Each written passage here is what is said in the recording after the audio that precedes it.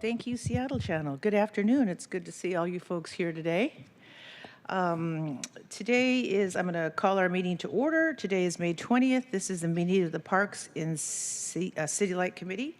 It will now come to order. It is 2:03. I am Deborah Juarez. Will the clerk please call the roll? Councilmember Strauss. Here. Councilmember Saka. Here. Councilmember Rivera. Present. Vice Chair Kettle. Here. Chair Juarez. Here. Chair, there are 5 members present. Great, we have a quorum. Let's move on in our agenda to approval of the agenda. If there's no objection, the agenda will be adopted. Not seeing any or hearing an objection, the agenda is indeed adopted. Today, folks, we will have 3 public comment periods. There will be a regular public comment period before items on the agenda, and comments should be related to the items on today's agenda and within the purview of the committee.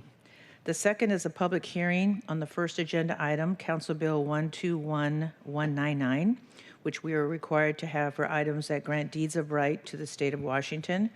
Comments during this public hearing should be related to that specific council bill. The third is a public hearing on the fourth agenda item, and that's Council Bill 121211, which we are required under state law for applications for current use taxation. Comments during this public hearing should be related to the specific council bill. So today we have 6 ordinances and 1 resolution on the agenda. I'm going to briefly go through as the chair what our agenda looks like, and then we'll get going. So as I shared, there are 6 ordinances, 1 resolution.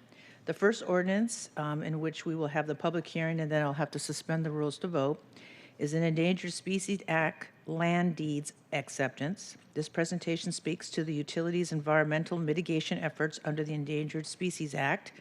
This is part of the City Light's ongoing work to help protect critical habitat in the Skagit River and Tolt River watersheds. There will be a public hearing. The presentation will be presented by Seattle City Light, and those folks, when they get up to the table, can introduce themselves. The second ordinance is I should add that the first ordinance, I understand that Seattle City Light has a 5-page PowerPoint to go with their presentation.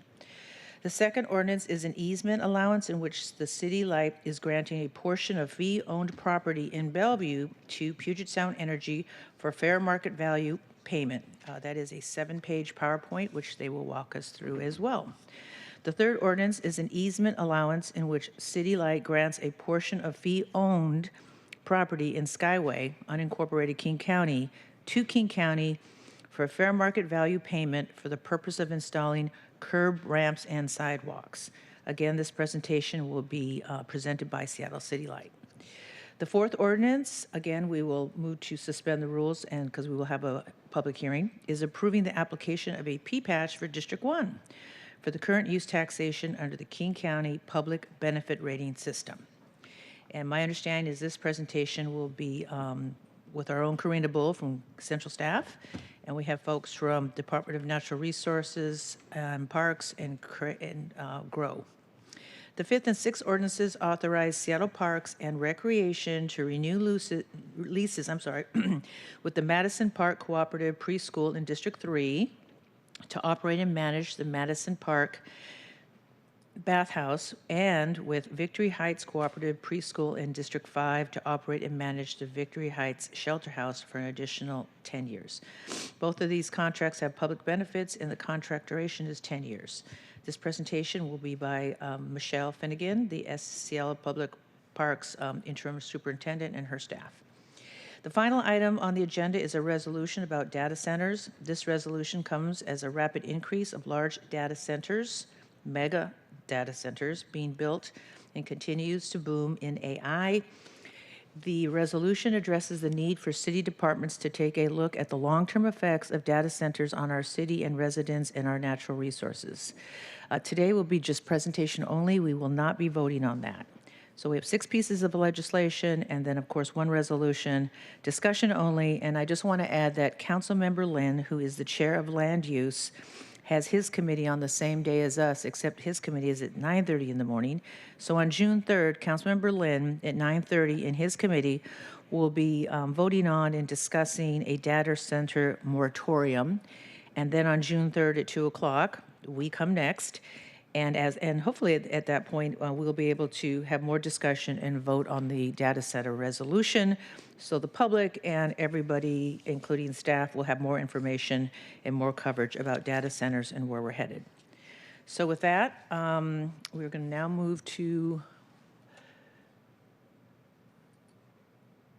okay, Paul, please notify remote speakers to check email. Okay, for corrected passcode. Okay, from IT? Okay. So that's the note, everybody, the secret note I just got. Please notify remote speakers to check email for corrected passcode. Okay, public comment. We will now use the hybrid public comment period. Public comment should be related to items on today's agenda and within the purview of this committee. Clerk, how many folks do we got signed up today? Currently, we have 19 in-person speakers signed up and 9 remote speakers for 28 total. We have, say it again, we have how many in person? 19 in person, Okay, and 9 remote. okay, great. Okay, since we have 29, so that's less than 30 people, everybody will get 2 minutes. Is that correct, Paul? Don't you have to read something else in there? Are you ready to read the You want instructions? me to read the rules? Yeah. The public comment period will be moderated in the following manner. The public comment period is up to 60 minutes unless extended at the discretion of the committee chair. Speakers will be called in the order in which they are registered. We will begin with in-person speakers and then move to remote public speakers until the public comment period has ended. Speakers will hear a chime when 10 seconds are left of their time. Speakers' mics will be muted if they do not end their comments within the allotted time. The public comment period is now open for in-person commenters. The first person... Hey, hold up, Paul.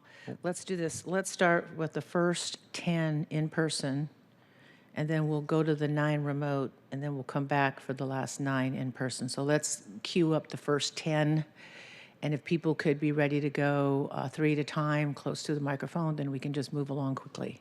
So go ahead and start naming off the first 3.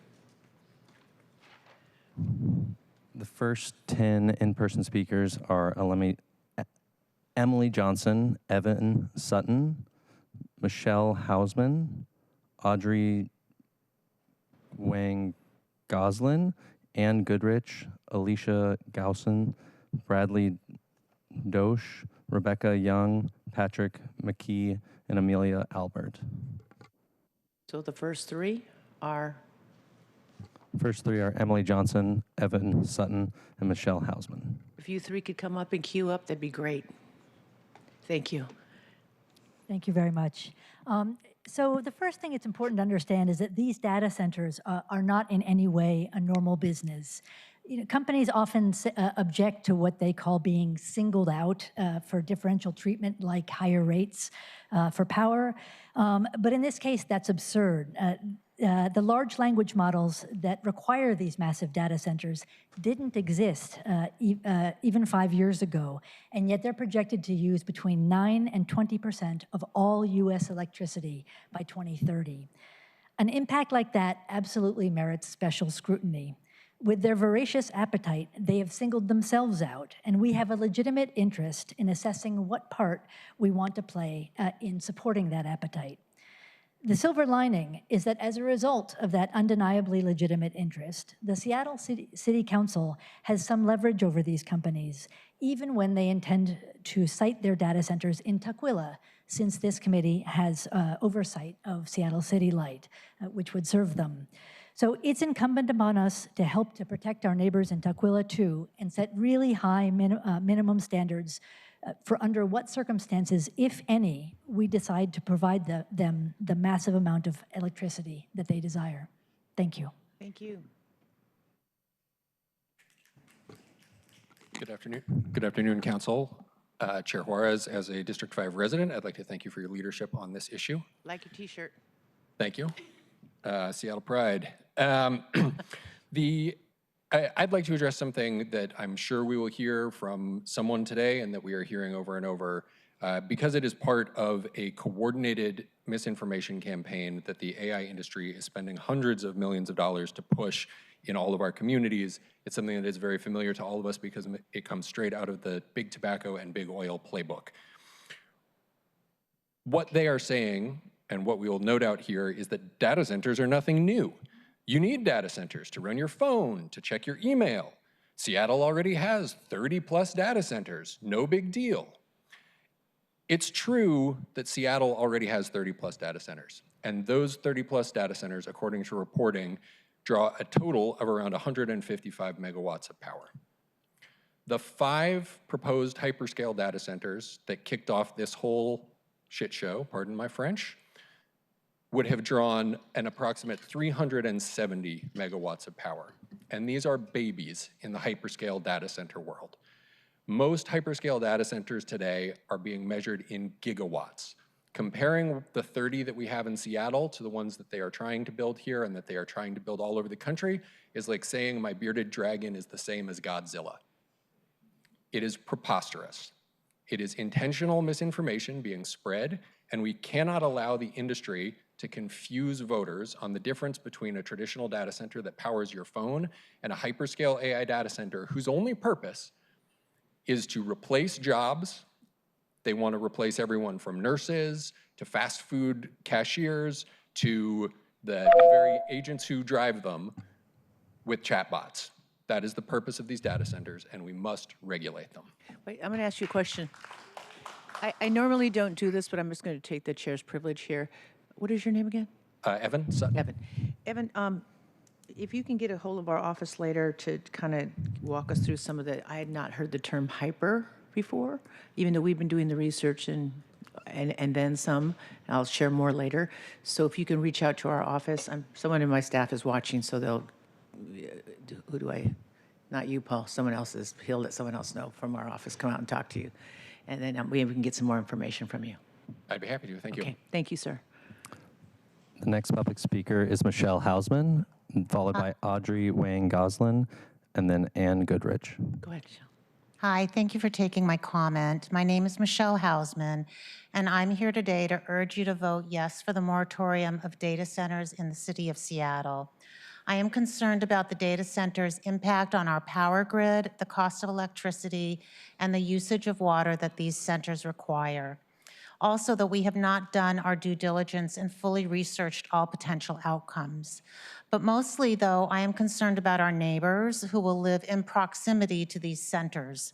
What will it be like for them to live next to these visual blight of windowless industrial complexes that creates constant noise and air pollution?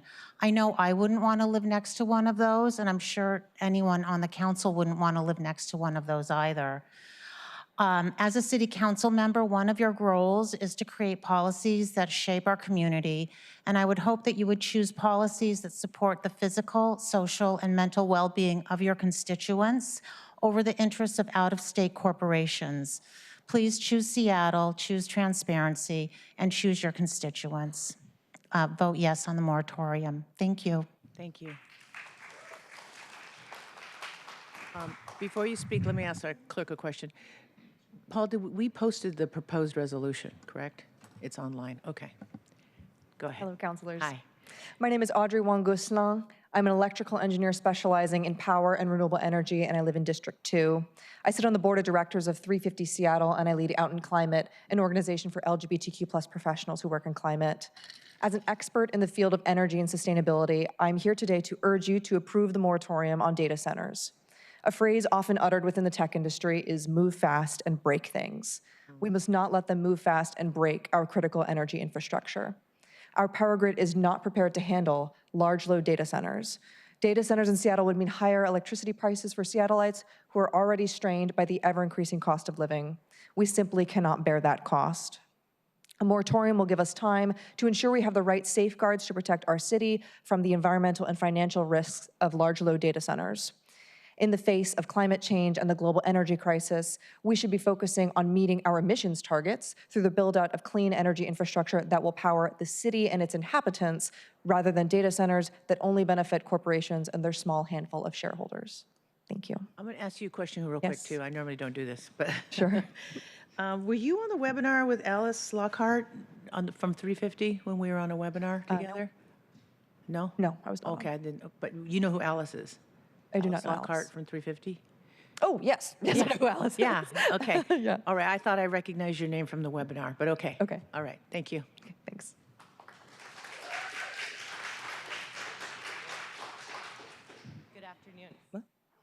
Good afternoon, council members. My name is Ann Goodrich, and I'm here on behalf of Madison Park Cooperative Preschool. For over 50 years, our cooperative preschool has served Seattle families from the historic bathhouse building in Madison Park through our partnership with Seattle Parks and Recreation.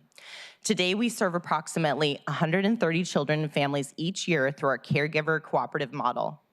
What makes our preschool unique is that it's entirely caregiver volunteer-led.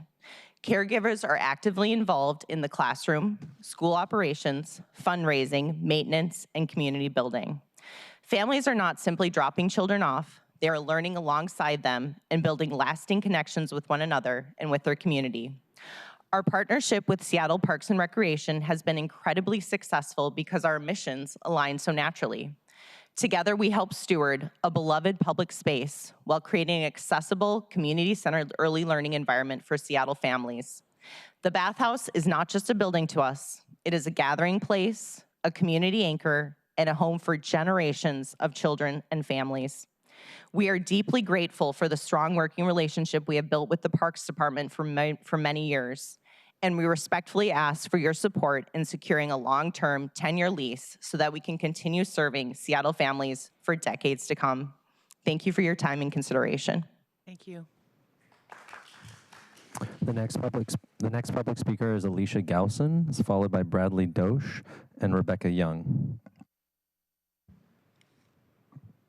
Hi, my name's Alicia. I live in District 3, and I'm here to urge you to vote yes on a data center moratorium. I'm going to speak just a little bit more from the heart on this one.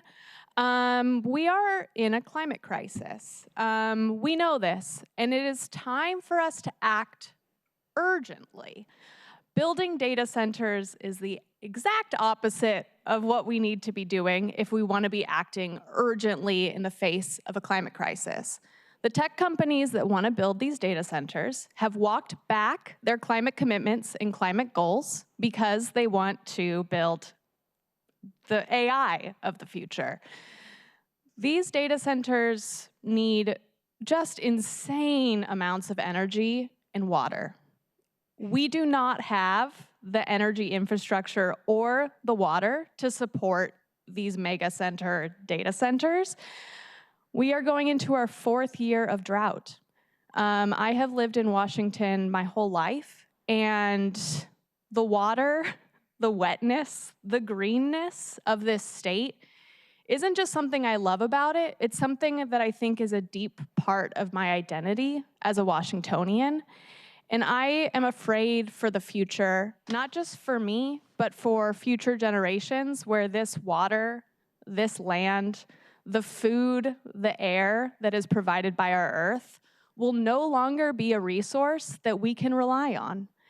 And we are going to really run head on into climate catastrophe if we say yes to AI and not yes to building the renewable energy that we need. We can have great jobs building mass transit, homes, wind farms, solar farms. That's the future I dream of. Thank you. Thank you. The next public speaker is Bradley, followed by Rebecca Young and Patrick McKee. Welcome, Brad. Hi, good afternoon. My name is Bradley Dosh. I'm in Council District 3. I'm a Seattle City Light ratepayer. I work in renewable energy development and microgrids. I feel grateful that Seattle City Light is municipally owned and I can even come to a comment period like this and talk to the utility. Just like to read some mission, vision, and values from the City Light's website. City Light's mission says to provide our customers, which is us, with affordable, reliable, and environmentally responsible energy services. Its vision is to create a shared energy future by partnering with our customers, that's us, to meet their energy needs in whatever way they choose. Some values are customers first, environmental stewardship, equitable community connections, among others. And so reading these on the website, I'm struggling to see how building data centers aligns with these goals, these visions, values, and missions. In this 2024 annual report, City Light mentioned a peak demand of 2 gigawatts during January 2024 during that cold snap, which is an outlier for the entire city. But make no mistake that one data center alone can hit 2 gigawatts easily, which is an immense amount of power. But as we're seeing the trends, they are moving that direction and greater. Just the one in Utah alone is 9 gigawatts. So it's infuriating to see the discussion at conferences and with City Light leaders to bring on natural gas, fossil fuel generator resources, dispatching those to meet this demand. We know we cannot bring on more fossil fuel generators. The natural gas emits methane. So I urge you to please vote yes on the data center moratorium and do the right thing for us, the customers. Thank you. Thank you, Bradley.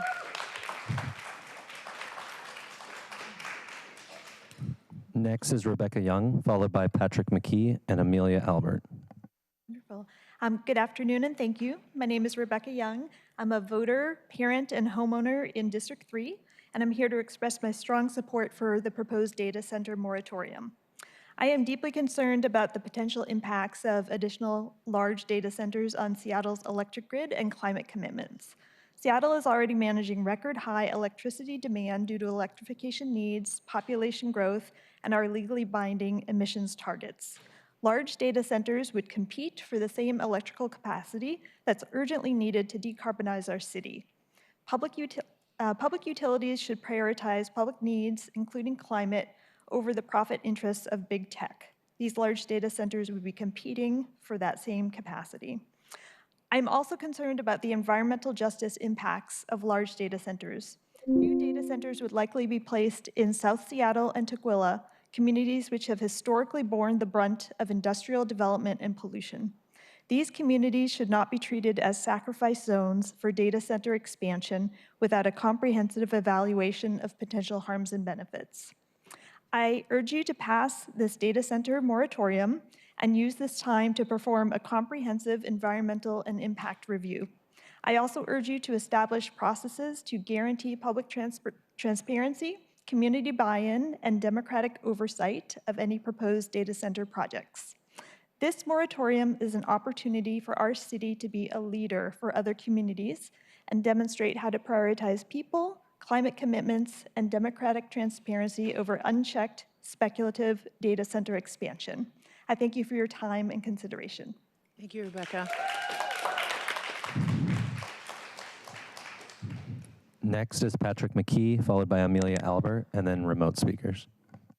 Yeah, hi, I live in West Seattle. I'm a father and a grandfather, and I fully support recommendations from council members for a data center moratorium, not just in Seattle, but in the greater City Light service area. I'm concerned about data centers' intensive demands for power and water. Recent proposals call for adding as much as 1/3 to Seattle's daily power consumption. Our best hope for cutting climate-wrecking GHG emissions is to green electrify as much as we can, as fast as we can, and I'm concerned about our capacity to support this increased supply at the necessary scale. I'm concerned about supply region-wide. We have a commitment to honor treaties signed over a century ago with the tribes, guaranteeing their ability to take salmon, and those fisheries depend on the removal of the lower Snake River dams from the Bonneville grid. I'm concerned about the deleterious impacts of artificial general intelligence on human brain function. I'm concerned about the industry's own predictions of the displacement of millions of workers. I'm concerned about big tech's threat to democracy. So there's a lot of issues to consider when we propose to multiply electrical demand to satisfy the speculative strategies of monopoly tech interests. And I'm concerned about transparency. It's not clear why our public utility is signing NDAs with tech companies in the first place. Maybe there are larger questions about whose interests are served by the current composition of the City Light Review Panel. But with a moratorium in place, we can start to have some of these conversations. So thank you for your leadership on this. Thank you, Patrick.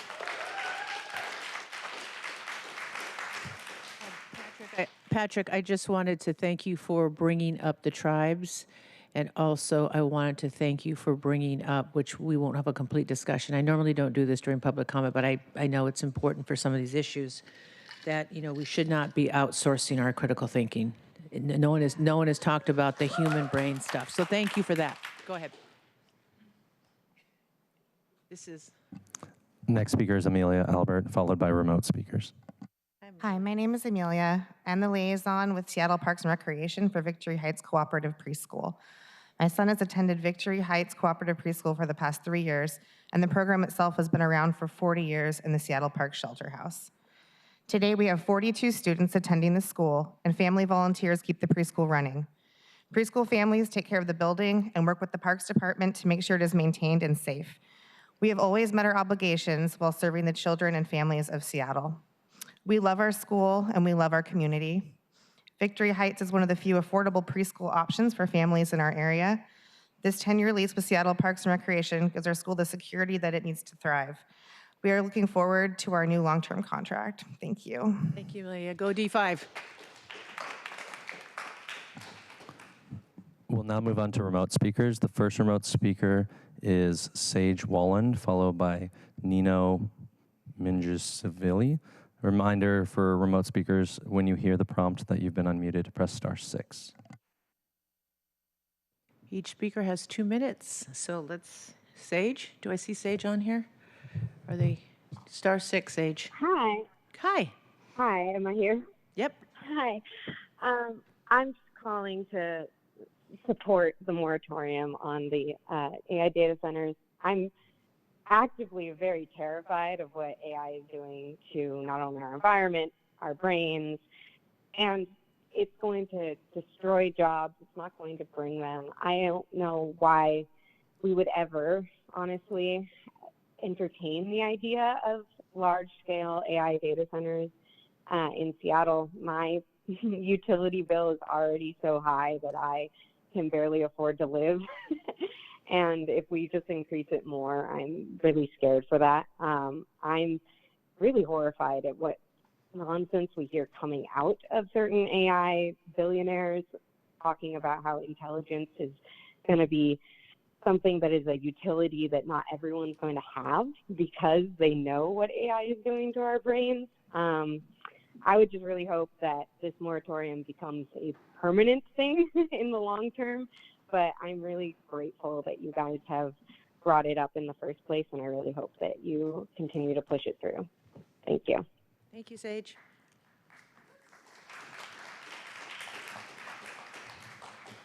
Next is Nino, followed by Patrick and Ariana. What was the first name? Nino. Who? Nino. Nino. Okay. Hi. Hi, can you hear me? Yep. Go ahead, Nino. Hi, good afternoon. Hi, my name is Nino, and I'm a PhD student in computer science at the University of Washington, and I'm a resident in District 4. I wanted to speak here today because I fully support a moratorium on data centers. AI's environmental impact has actually been the subject of my research over the last 3 years, and the more that I have learned, the more just astounded I have been and terrified, as others have mentioned. Just in terms of emissions, projections estimate that AI-related data center emissions will increase from, they're currently at 4% globally, to anywhere from 9 to 20% in the next 5 years. This is a very unprecedented case. It's very different and more substantial than emissions from just the internet, and more substantial than emissions from video streaming, and more substantial than even emissions from the aviation industry. So given the fact that we are in a climate crisis, we cannot afford to be adding these extra emissions to the atmosphere and harming the environment.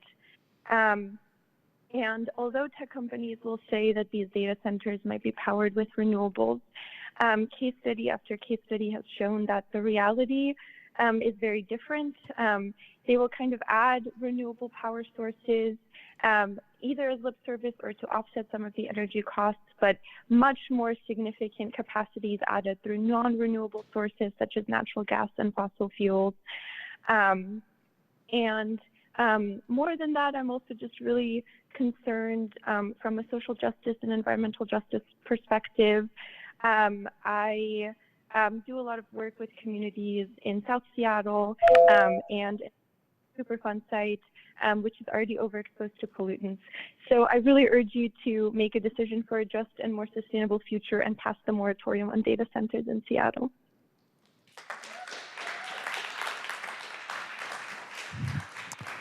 Next is Patrick, followed by Ariana and Twyla.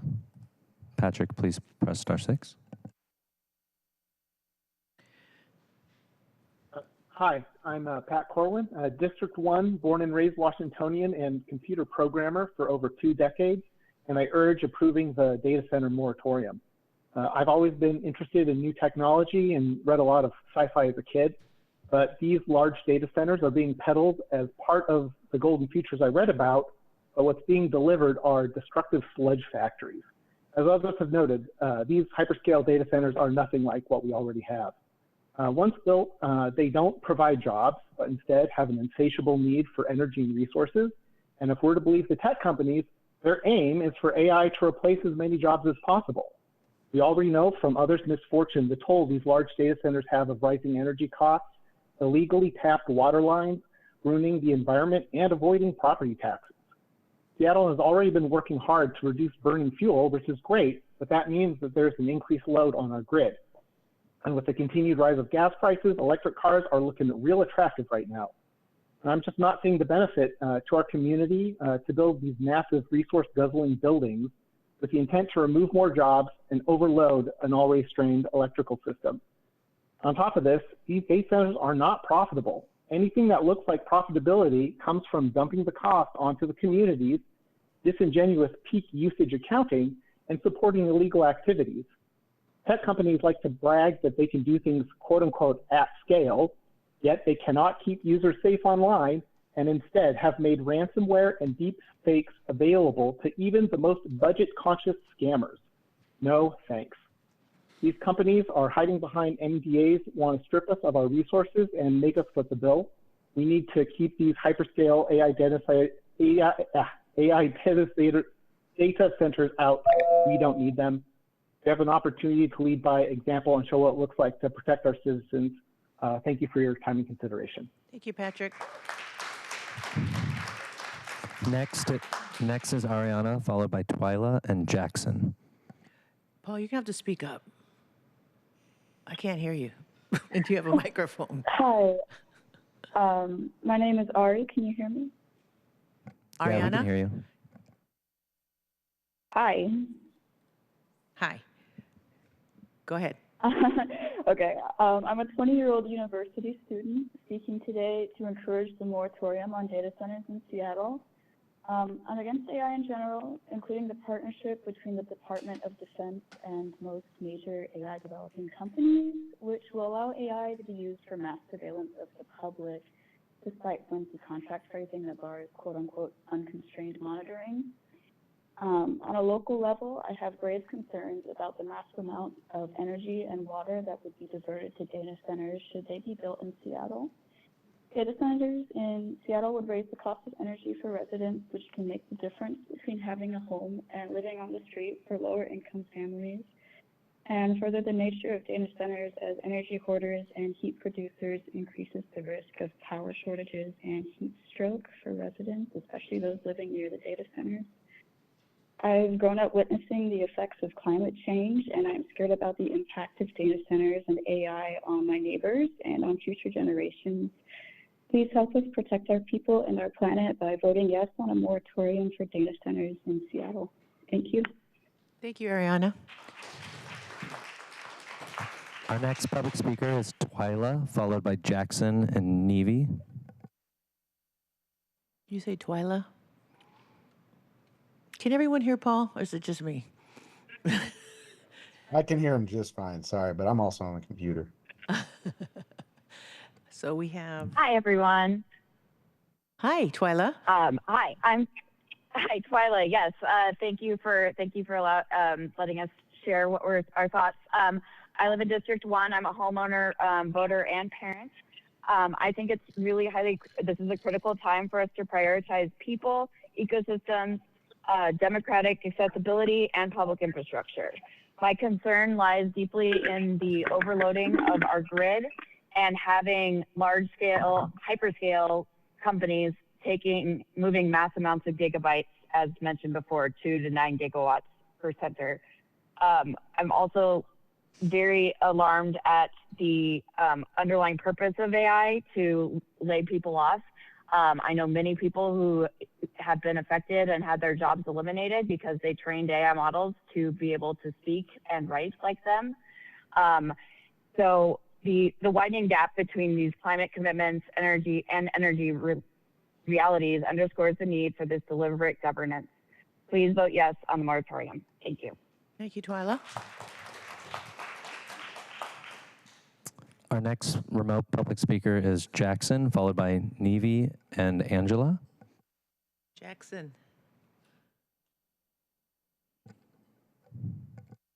Jackson? Howdy, am I coming in, Claire? Yep, you are. Perfect, lovely. I hope you're doing well today.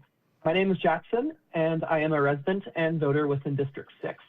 I am concerned about these data centers, and I would love for you to pass a moratorium for data center construction in this city and to create a transparent and accessible rulemaking process about how we approach this issue long term.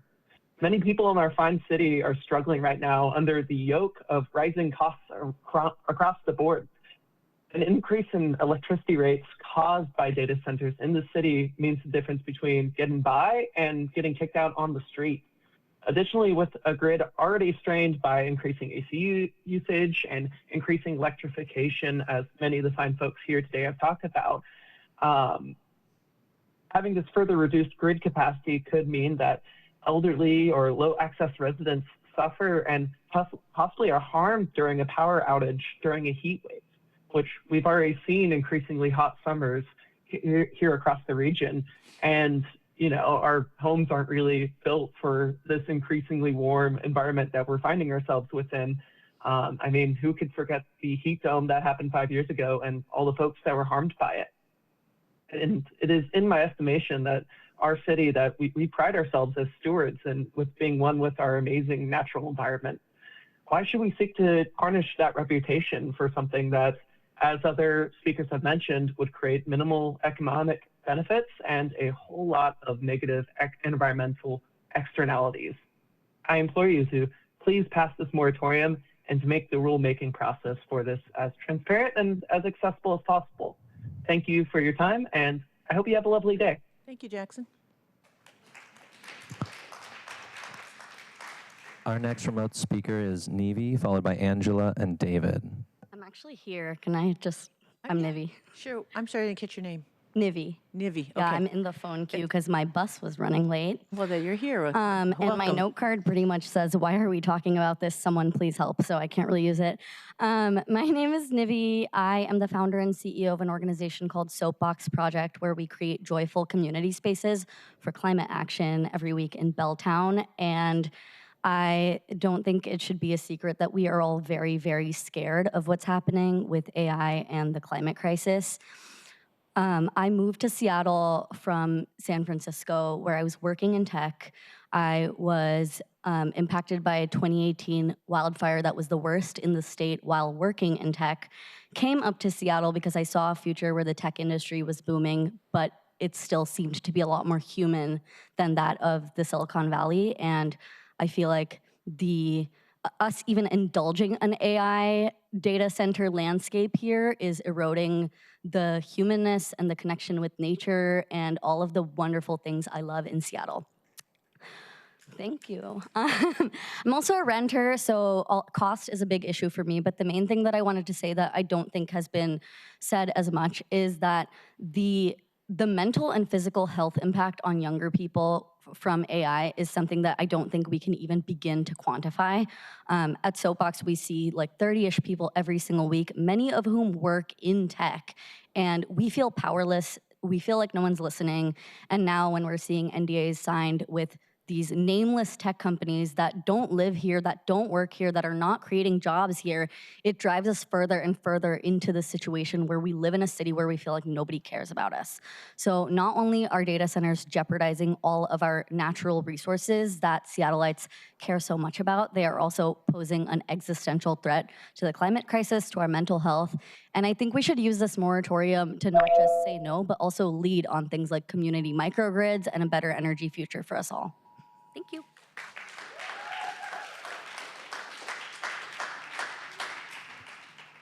Our next remote public speaker is Angela, followed by David. Hi, Angela. I'm Angela's also here. here. Yeah, thank you. Welcome. I moved to Seattle in 2022 to attend an HCI in Design program, master's program at University of Washington. So I am a user experience designer by skill, but graduating in 2023 meant I was facing a job market that was poor and has only been getting worse for tech workers because of AI. I cannot even open my, I am asking you to approve the moratorium on building the AI data centers. But basically, AI taking people's jobs and designers like me being expected to enhance how much output we can get from our labor. It's just very stressful to work in tech because we're expected to do so much using AI, and there's just so much desperation and instability among tech workers. And so I'm sharing that this is my experience with AI after all of the amazing commentary that has already been made, that you already know about how, these data centers are unsustainable. We're facing a climate crisis. This is, nobody wants to live near these AI data centers. It does not fit the character of Seattle. And also, AI is, quite frankly, being used, I think, by billionaires to manipulate society, create more desperation, more instability. This is not conducive to democracy. This is just not conducive to humanity, quite honestly. Thank you. Thank you.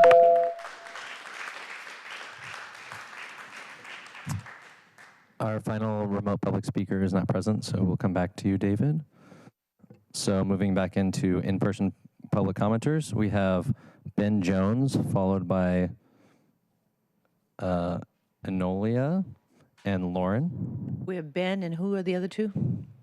Enolia and Lauren. So Enolia and Lauren, if you're here, can you line up behind Ben so we can move?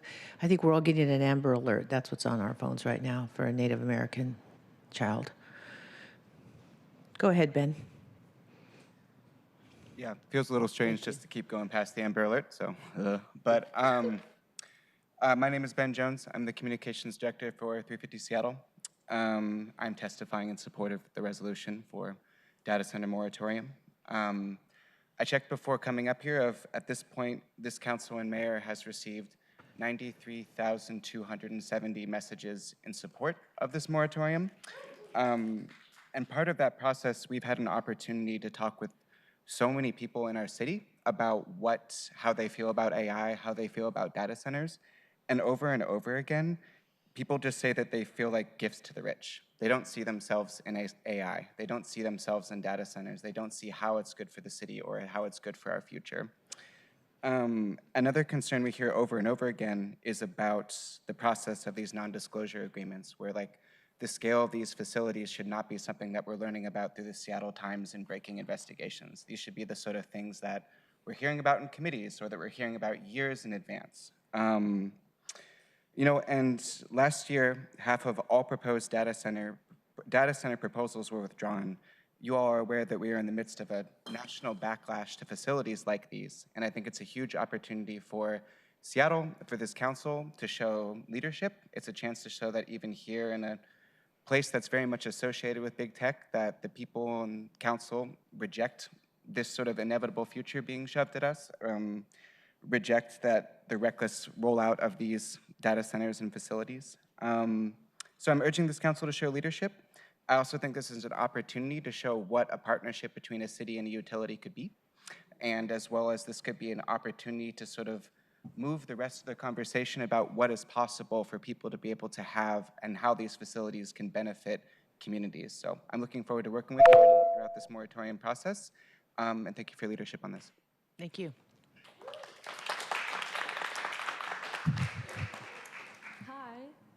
I'm Anulia. I'm a union steward at UAW 4121, and I'm a PhD researcher student at University of Washington, researching data centers. I also used to work in the tech industry as a software engineer. I urge you to endorse the moratorium. Seattle needs to follow other places that have endorsed moratoriums. To the best of my knowledge, there are 57 counties, towns, and townships across the US that have active moratoriums across bipartisan lines. I'm gonna read some of those. Georgia, Nevada, New Jersey, Iowa, Wisconsin, Arizona, Missouri, Texas, Oklahoma, Louisiana, Indiana, Kansas, I think that's said twice, Michigan, California, North Dakota, North Carolina, Maine, Ohio, Alabama. I think we want Seattle to join this list and lead by example to establish leading standards. Also, because I read and analyze data center industry reports, many of these companies are looking towards building data centers through prefabricated modules to reduce as much unionized labor on site as possible, so during the construction and assembly processes, even if they speak of job benefits. Yeah, and data centers produce lots of noise pollution from their diesel generators, gas turbines, the cooling HVAC systems. Noise impacts data center workers, communities, and wildlife. So I urge you to say yes to this moratorium. Thank you. Thank you.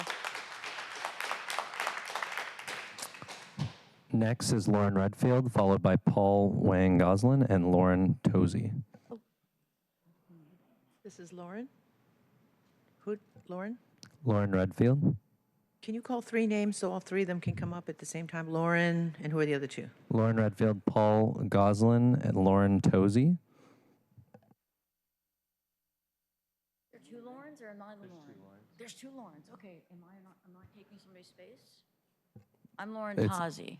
Is the other Lauren first? Lauren Redfield is first, and then Okay. Paul Wang Goslin. Is Lauren Redfield here? I do not see her, so we'll go to the next Okay, person. we'll move on to Paul Wang Goslin, and we'll come back to Lauren Redfield. And then following Paul will be Lauren Tozy, and then Renaissance. Hello, I'm here in support of the moratorium against data centers. You've heard here and before probably many points that are very important regarding the grid, the pollution, both noise, atmospheric, everything. I just want to add a warning to that, is that it would be foolish to believe that we could avoid those aspects by adding some regulations or some limits when we authorize data centers. Truth is, in Mississippi, Elon Musk's data center was caught using unauthorized gas generators. In Fayetteville, Georgia, they found out that the data centers stole literally 30 million gallons of water. My point is, the tech billionaires have a recurring strategy, and they don't hide it. The strategy is break the law, break things, and maybe ask for forgiveness when you get caught, which is too late, basically. So my point is very simple. We should not give them the opportunity to do that. So say yes to the moratorium and no to those data centers. Thank you. Thank you, Paul. Now we have Lauren. We have Lauren. Now, thank you for your receptiveness, by the way. Okay. We have Lauren. Next speaker is Lauren Tozy, followed by Renaissance, and then followed by Brooke. Now we have Lauren. Lauren number 2. Hello. I'm going to read my what I have to say because it's always a little nerve-wracking to come up it's here. all right. But I want to thank you all for having this hearing. It is so very important. My name is Lauren. I've lived in Seattle since 1980, and I'm clearly and strongly in support of a moratorium on the building of data centers, and in Seattle or any other town, city in our state. There seems to be a rush to get these data centers built across the country, and I feel that that's extremely alarming. There's no sufficient info on land and water usage, effects on utility rates, effects on our public health and public safety, the electric grid capacity, and the environmental damages that can come.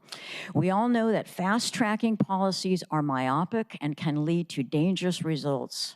So I ask all of you to take into account and seriously remember our comments and take into account why the public is so very wary of these data centers.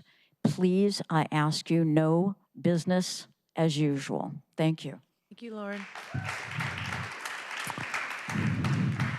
Next is Renaissance, followed by Brooke and Maximilian. Renaissance? Renaissance. Okay, just want to make sure. Renaissance, I am an organizer with 350 Seattle, and I am in support of a moratorium on the data centers.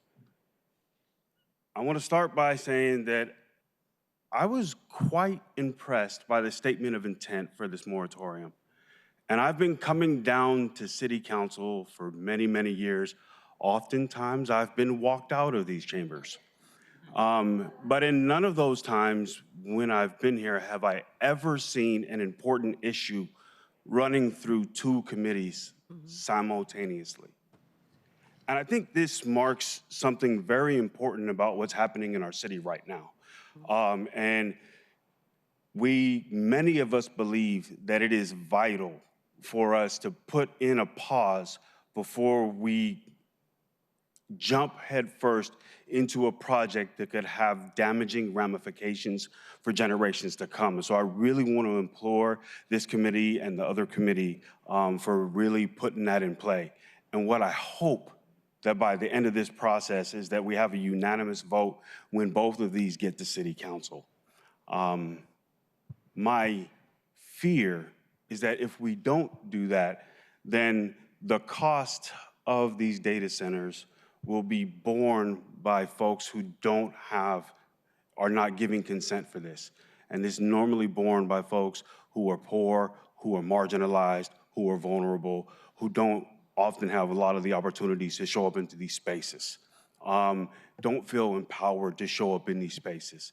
And it'll be taxed in terms of how much the price of energy goes up and how much water we have access to. I'm very concerned about that as climate change progresses, about whether or not we will have enough water to fund all of this stuff. And so please continue voting yes for this moratorium, and let's figure out how to do this right. Thank you.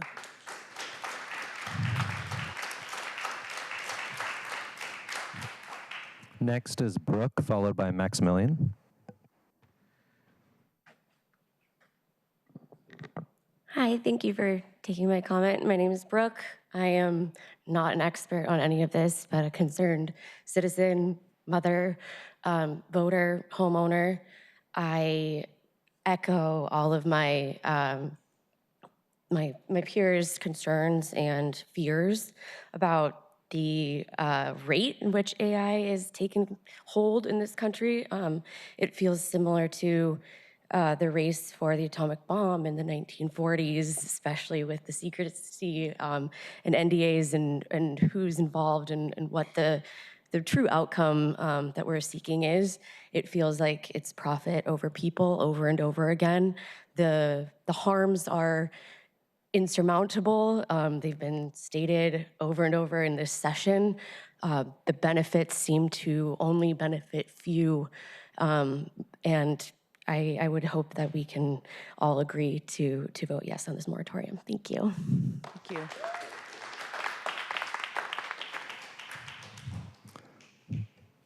Next is Maximilian, and then we would go back to Lauren Redfield and remote speakers. Good afternoon, Council. I'm Max from District 7. I think enough of these people have talked about AI's risks on the environment, electricity grid. I kind of want to focus on its effects on humanity.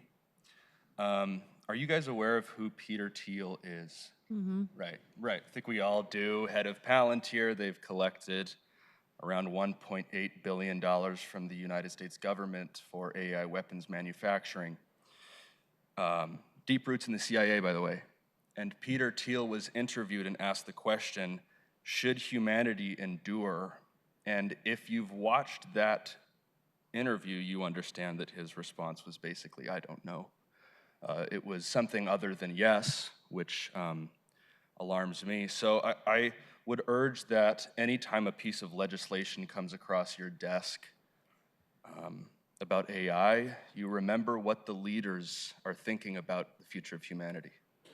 Remember that Peter Thiel said, I don't really know what if humanity should endure. Even the CEO of Anthropic admits that they don't even know what they're building anymore. And I think that we might be at one of the most catastrophic points in humanity. I really do believe that. And I think that every step that even the city council takes is an important one. So I would say yes to this moratorium on AI data centers and urge you to handle this with the severity that it deserves. Thank you. Thank you.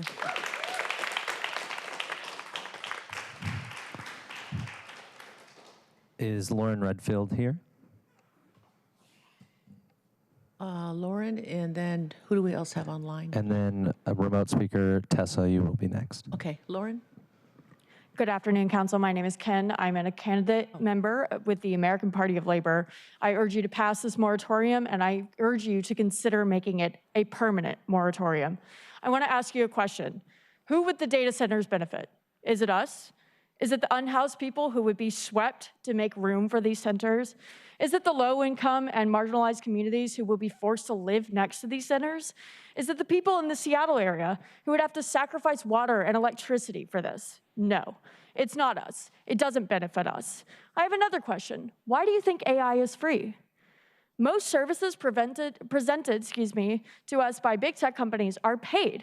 So why would this be free? It's because it's data collection. It's because it's surveillance. It's because it's dangerous. Now, there are several reports from around the country about how these data centers are causing people to get these weird, rare kinds of cancer. It is affecting them in their homes. It's affecting them with a weird humming noise to where they can't sleep. It's affecting them to where their drinking water is contaminated. There's soot and there's particles in their water. That would be coming to us in Seattle. That's absolutely unacceptable. And by the way, this is not your land to sell. We are an unceded land. This is not yours. This is not ours. It is irresponsible to allow data centers to be here in Seattle. It's dangerous. Kettle, you're not going to experience this in Queen Anne, but we are. That's absolutely unacceptable. You need to pass this moratorium. You need to make it permanent. You need to think about us rather than whoever's lining your pockets. Thank you.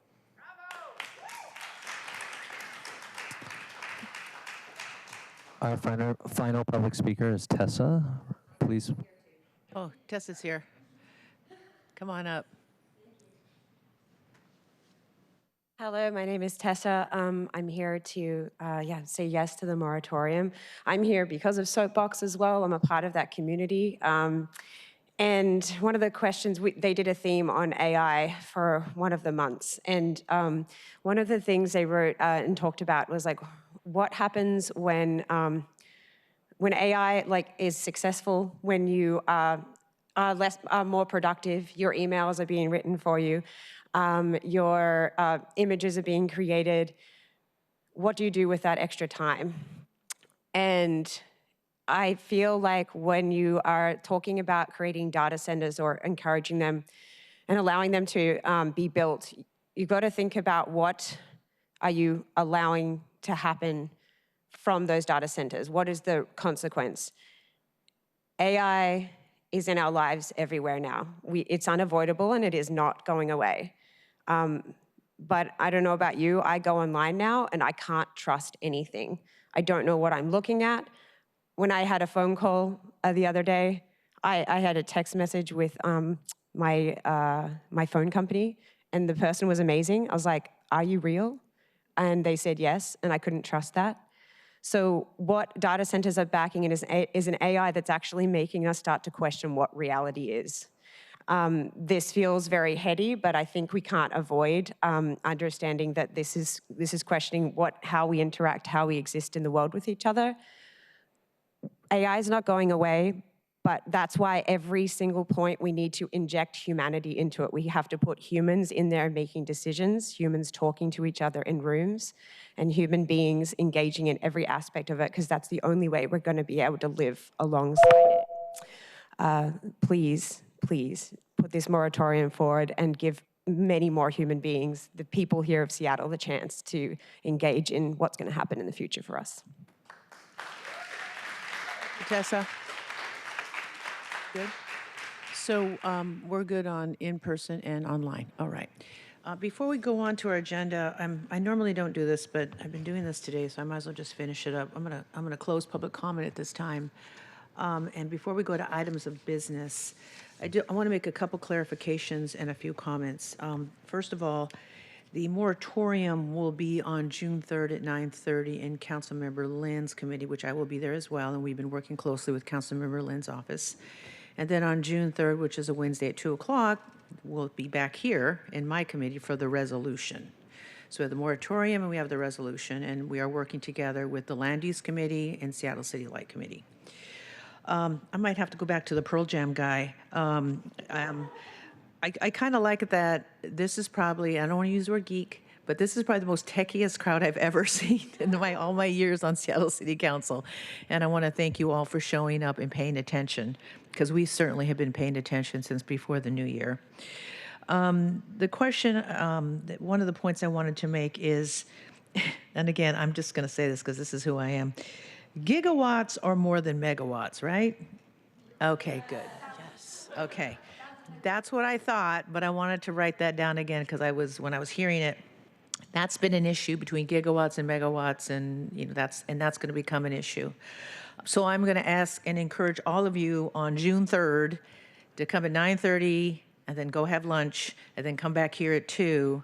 And so people will vote on the moratorium that morning, and then we will vote on the resolution on June 3rd as well.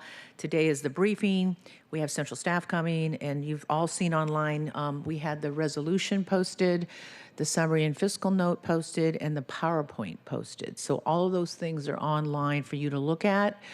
Make comments, send your comments to Councilmember Lynn, of course, and of course and his committee, and of course to myself, Deborah Juarez, and our committee. And I just want you to know that Seattle City Council and the discussions that we've had in the hallway offline, those of us attending webinars and going to GeekWire events and paying attention to Anthropic and Planetaire, and looking at other cities. And someone out here said something which I think was really important. They read off different cities and states that are doing.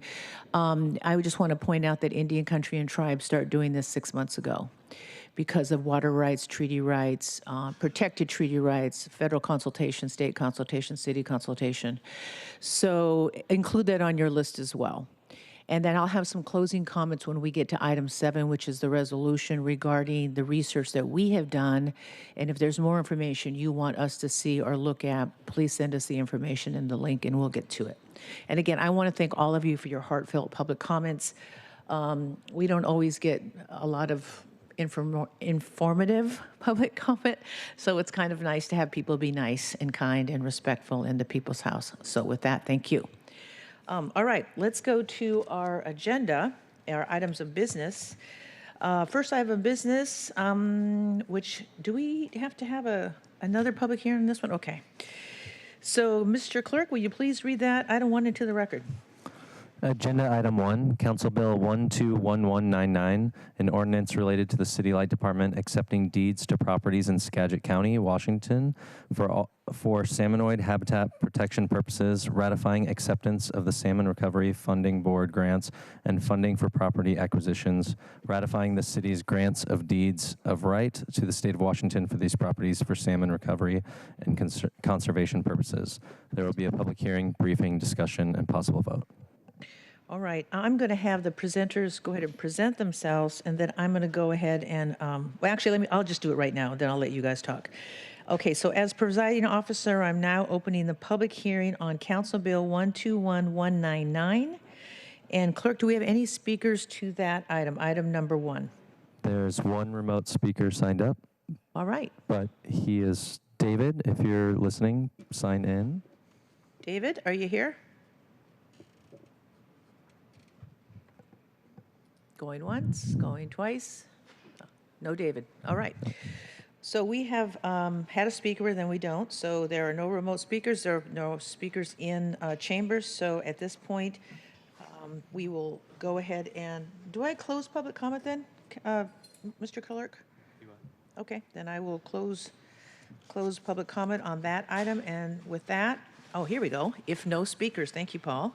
Close the public hearing. Now I'm going to allow the folks at the table to introduce themselves, and then I should add that we have a PowerPoint and a summary and fiscal note regarding the Endangered Species Act lands deed acceptance ordinance. So with that, go ahead and do your presentation, and then we can go through your PowerPoint. Good afternoon, Chair Juarez, Vice Chair Kettle, and council members of the committee.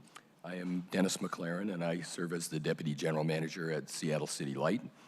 In that role, I oversee communications, government relations, environmental management and real estate, natural resources and hydro relicensing, and the Office of the Chief Information Officer. I appreciate the opportunity to be here with you today to discuss several items from our environmental management and real estate business unit. And the first item, as the Chair Juarez indicated, is we're bringing forward an ordinance to accept property associated with environmental mitigation efforts under the Endangered Species Act.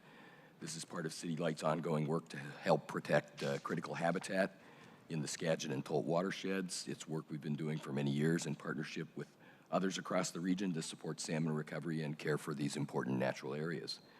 Today's action allows us to accept required property interest tied to grant-funded acquisitions and continue that work. And with that, I'll turn it over to Denise Crownbell, Strategic Advisor at City Light, who will walk you through the presentation. Okay. Good afternoon, Chair, Council. Thank you. Yes. Chair, point of order, I guess.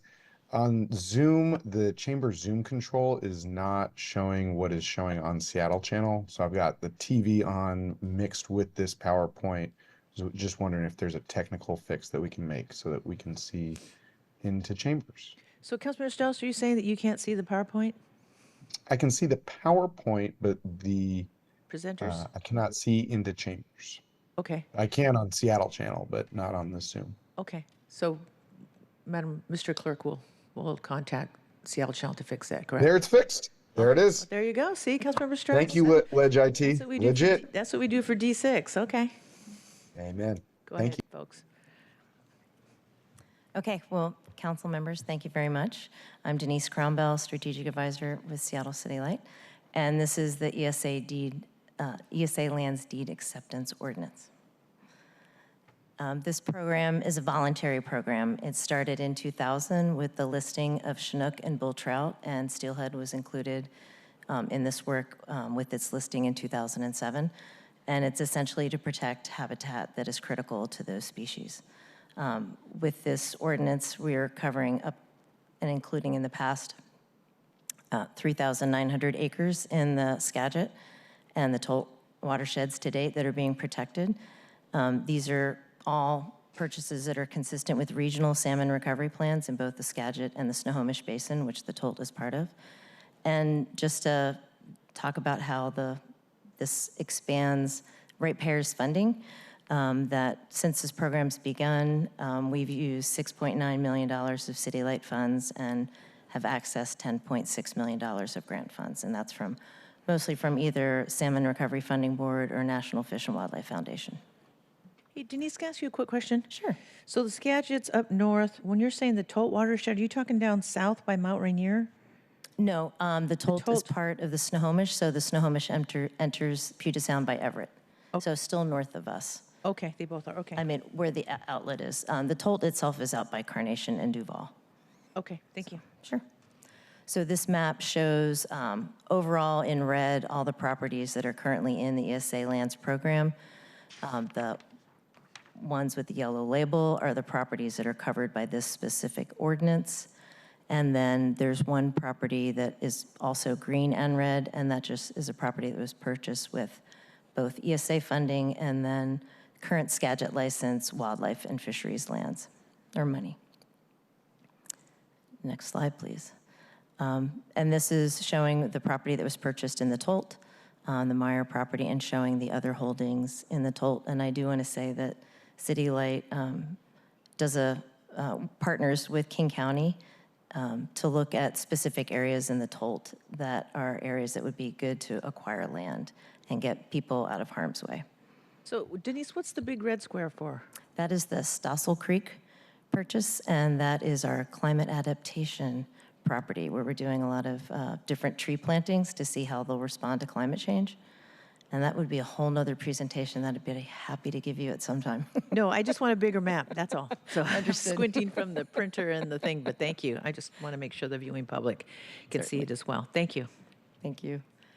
And then for the specifics of this ordinance, we're accepting these deeds for 8 properties, and then it's for these properties in both the Skagit and the Tolt, 366 acres in the Skagit and just shy of 1 acre in the Tolt. And this ordinance ratifies the acceptance of the grants. And specific to these properties, they were funded with $860,000 in city light funds and $5 million in state grant funds. Thank you. And with that, I'm happy to take any questions. Are there any questions from my colleagues before I move to suspend the rules? Everybody, I guess everybody's good with the map. I guess I'm the only one that can't see. So thank you, Denise. And so I'm going to go forward then. If there are no objections, the council rules will be suspended to allow the committee to vote on legislation on the same day the public hearing was held. Hearing no objection, the council rule is suspended and the committee will proceed with voting on Council Bill 121199. I move that the committee recommends passage of Council Bill 121199. Is there a second? Second. Thank you. It has been moved and seconded to recommend the passage of the bill. Seeing no further comments, clerk, please call the roll. Councilmember Strauss. Aye. Councilmember Soccer. Aye.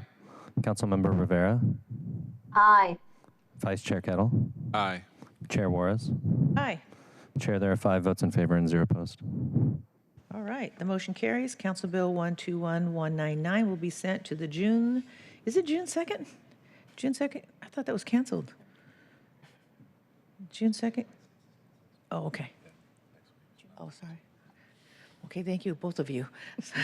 So this will be sent to the June 2nd full city council meeting. All right. Let's go to items 2 and 3. Now, this is going to be interesting because we have items 2 and 3, but we have the same PowerPoint, correct? All right, so if we have new people at the table, they can introduce themselves. I know that you guys have a PowerPoint that you have in front of us. I'm going to let the clerk go ahead and read items 2 and 3 into the record, then I'm going to say something, and then we'll go back to the table. Agenda items 2 and 3, Council Bill 121204 and 121205, ordinances relating to the Seattle City Light Department authorizing the general manager and CEO to grant an easement over a portion of fee-owned property to Puget Sound Energy and King County, and accepting payments of the fair market value for the easement. There will be briefing, discussion, and a possible vote. Okay, so just so some clarification, I know me and the clerk were making sure we understood this. Please correct me if I'm wrong, folks, particularly you, Paul. Council Bill 12104 has to do with Puget Sound Energy, the easement, fair market value at $6,800. And Council Bill 12105 has to do with fair market value, $500, easement payment to King County. All right. Those are the 2 matters. All right. I will let you go ahead and reintroduce yourselves for the record and the viewing public, and then I will let you go through your PowerPoint. Great. Thank you, Chairwoman Juarez. As the clerk and you both indicated, we're bringing forward 2 ordinances that allow City Light to provide limited easements to King County and Puget Sound Energy on City Light-owned property. These are limited easements that support partner infrastructure projects while maintaining City Light's operations and system reliability. Both are actions consistent with our ongoing coordination with regional partners and include fair market value compensation. And I'll turn it over to Katie Tassery, our real estate services manager, to walk through the details and answer any questions. And she has some supporting cast with her as well if there are questions. Thank you. Thank you, Council. I'm Katie Tassery, the out-of-class real estate manager for Seattle City Light.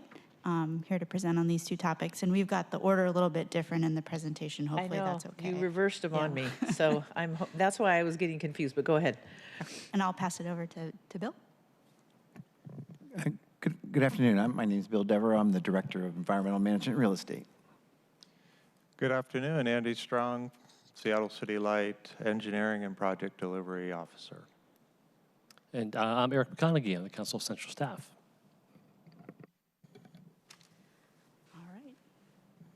So we're here before you because the city charter requires property actions, including dispositions of easements, property rights, to be approved by city council before City Light can execute on them. And these two projects, two separate agreements, would allow our partner agencies to move forward with projects and have no impact on City Light operations.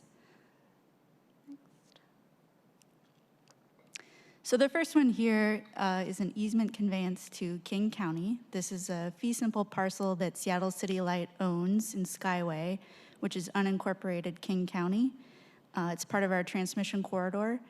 And next slide, please. King County has a project to do some roadway improvements at 7 intersections, one of which overlaps with our property. It's just a teeny tiny overlap. Next slide, please. So you can see here the scale on this. It's a 65 square foot triangular portion of the Seattle City Light property. King County needs a permanent easement for an ADA accessible sidewalk ramp to be installed at that intersection, and no impact to City Light operations. So that's that one. Any questions on that one? Any questions, folks? Not seeing any. And then the next property transaction here is another fee simple property that Seattle City Light owns. This time it's at the junction of I-405 and I-90 in Bellevue, kind of the Wilburton neighborhood. And there's a transmission pole on this property which has some equipment that's owned by T-Mobile that City Light leases out to T-Mobile for, it's like a cellular cluster, so they can broadcast their signal for cell service. And T-Mobile requires a generator as backup power to power their infrastructure. The nearest power supplier is Puget Sound Energy, and they have a natural gas line. Next slide, please. Wait, let's hold up here. So this is where we had a little bit of heartburn with some folks. Upgrades require generator power from nearby Puget Sound Energy gas line. So can you just explain a little bit more on the existing T-Mobile equipment, what happened here? So the T-Mobile equipment is powered by electricity currently, but if there's a power outage, they'll need a backup source of energy to be able to continue to their equipment to broadcast the signal. So they originally proposed a propane energy source, which we declined because of the risk to infrastructure. And on the next slide, I think you can see a little bit more clearly the distances between the natural gas line, which is highlighted there in yellow, the generator, which is about 42 feet away from the transmission pole, which is highlighted in green, and the lines from the transmission pole go in opposite directions from the generator and the natural gas line. So 41.6 feet is the minimum distance between the natural gas line and that transmission pole. So they use electricity now, and you're just saying if power goes out, then the generator will just be powered by the gas line. So it's not like switching over to gas from electricity. That's right. Okay, that was the question that some council members had. All right, I want to clarify that. That's on, I'm looking at slide 6 still, and now we're on 7. Okay, got it. Chair, may I jump in? Yes, I'm sorry, I'm sorry, I did not see you, Councilmember Strauss. I should have saw your hand up. Go ahead. No problem. Just asking a stupid, weird question of if we are talking about either having a gasoline generator, a propane generator, or a natural gas line, how all of those are explosive, all of those are near our transmission tower. How are they different? How are they the same? And we don't need to take a lot of time in committee today. I still have concerns about putting combustibles near our transmission towers. And if that's an issue with T-Mobile, I guess I wonder out loud as to maybe they need a different place to put their tower. But I'd be happy to have a response from the table. I'll be weird today and I'll abstain because I still have concerns about putting combustibles near our transmission towers. Actually, I'm glad you asked, Councilmember Strauss. I think that's a very intelligent question to ask. But it did allow me to break out my Mark's Handbook of Mechanical Engineering to find an answer for you. Oh, fellow nerd. That goes way back. The good thing about natural gas in this perspective, it is lighter than air, so any accumulations tend to dissipate quite quickly. There's not a storage tank associated with this particular placement. And so that means that the amount of actual explosive material is really quite small. I calculated it to be about 560 joules if the gas line were to break. That's approximately equivalent to a 1-pound object being dropped from about 125 feet. So quite a small impact if something were to happen, combined with the distance from the transmission tower itself. I don't anticipate any impact. Thank you, Andy. I'm happy to continue the conversation. I think you've only you haven't satiated my worry. 1 pound from 125 feet that's not a light impact. But I'm not a mechanical engineer. And then, you know, I still have the questions of a ruptured line is a continual source of combustible and that's an issue. So the question still remains of if T-Mobile needs this type of infrastructure for their cell towers, maybe this is not the best place for it. But happy to continue those conversations offline, and thank you for understanding my weird concerns and why I'll be abstaining today. Thank you, Chair. Thank you, Councilmember Strauss. Councilmember Kettle. Thank you, Chair. Mr. Strong, I do appreciate the joules, coming up. I was having flashbacks to God knows what class, God knows how far along back. In terms of context, I seem to remember, and I've seen, there's many of our utility poles, I guess across the board, but including City Light, where this is not a one-off in terms of a cell provider using the equipment. Can you give some context in terms of how often this has happened across the the network, and is this is it a regular thing? Is it can you just give some context to it? Because I have one near my house. It's not T-Mobile, I don't think, but AT, whatever it was. Can you give some context to this? Is this a one-off, or is it part of a standard practice kind of? Certainly not a one-off. We are required to host small cell sites and other telecom infrastructure. And so we do work with telecoms to place it throughout, our service area. I couldn't tell you the exact number of small cell sites that we currently host, but it is considerable. Most of these are hosted on our vertical wooden infrastructure, our utility poles. We work with a number of telecom providers in the areas to do that placement. If the council would like, I certainly can get the exact number for you. But it's safe to say it's in the thousands. Okay, then you don't have to give me a number. That shows that this is, a standard practice, if you will. And yes. I get, to be honest, I recognize the threat to lines and so forth. My bigger concern is with climate change and grass fires and, wildfires, and that threat is, I would imagine, dwarfs anything that we're talking about here today. Yes, it does. All right. Thank you, Chair. Thank you, Councilmember Kettle. Are there any other questions? Did you have any other follow-up? You good? So just to wrap up the slide here, the easement area is for a 10 by 90 foot, following the path of the natural gas line. And it's been appraised at a fair market value of $6,800. And that's the action we're hoping to take. Thank you. Thank you. All right, so with that, that is the Council Bill 121204. So with that, are there any more questions? I'm going to go ahead and move. I move that the committee recommend passage of Council Bill 121204. Is there a second? Second. Thank you. It's been moved and seconded to recommend passage of the bill. Any further comments? Not seeing any. Will the clerk please call the roll? Councilmember Strauss. Aye. Councilmember Saka. Aye. Councilmember Rivera. Aye. Vice Chair Kettle. Aye. Chair Juarez. Aye. Chair, there are 5 in favor, 0 opposed. Thank you. The motion carries. Council Bill 121204 will be sent to the June 2nd, 2026 full council meeting. All right, let's move on to the second piece here.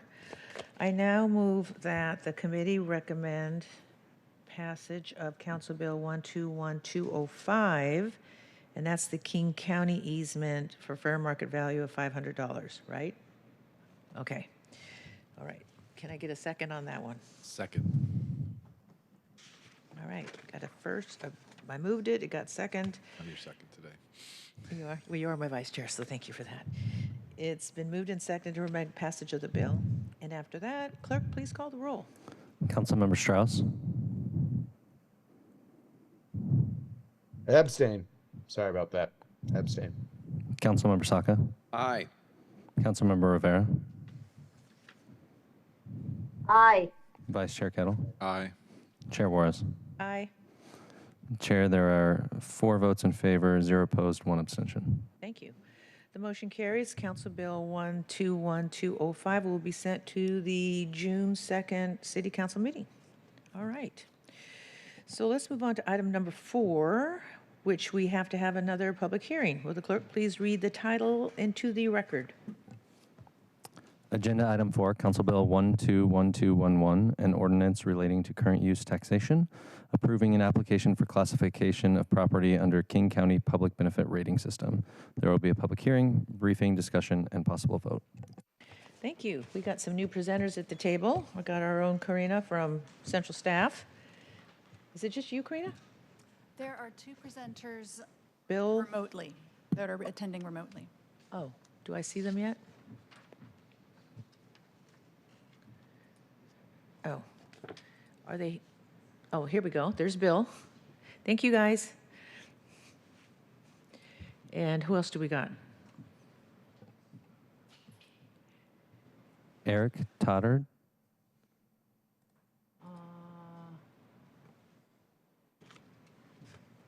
I just see Bill on there. All right. Oh, I think he just joined. Okay, so did you already read it into the record? Yeah. Okay, I'm sorry about that.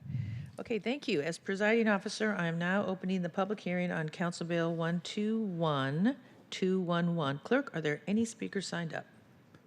There's 1 remote speaker and 0 in-person speakers. Okay, can you please, is our remote speaker online? David, if you are online. David? *6. I do not see David online, do you? Okay. So with that, we do not have anyone in chambers. We had a speaker, but I don't see it online, our speaker online. So with that, there are no members of the public present for this public hearing on Council Bill 121211. The public hearing is now closed. So we will now move forward. I'd like to invite there's our presenter. So after that, I'm going to go ahead and let you introduce yourself, and we'll move forward on this particular bill. The floor is yours. Katrina. Good afternoon, committee members. Karina Bull with Council Central Staff, and there are also 2 individuals joining remotely who might want to introduce themselves if they're online right now. Hi, I'm Bill Bernstein with the King County Department of Natural Resources and Parks, and I administer the Public Benefit Rating System, or PBRS Open Space Program. And is Eric with us? All right, well, I'll launch in, and he might join later to answer any questions. Today's presentation concerns Council Bill 121211, which would approve an application for the current use taxation program for a 5,700 square foot property known as the Byers Bulldog Garden Pea Patch in West Seattle. It is owned by GROW, a nonprofit organization founded over 50 years ago that creates community gardening opportunities and supports the city's pea patch program. Currently, GROW operates 8 pea patches in Seattle. The current use taxation program is established by state law and provides an incentive for property owners to voluntarily maintain open space by taxing the property at a lower rate based on its current use rather than the potential market value for its most profitable use, such as for residential or commercial purposes.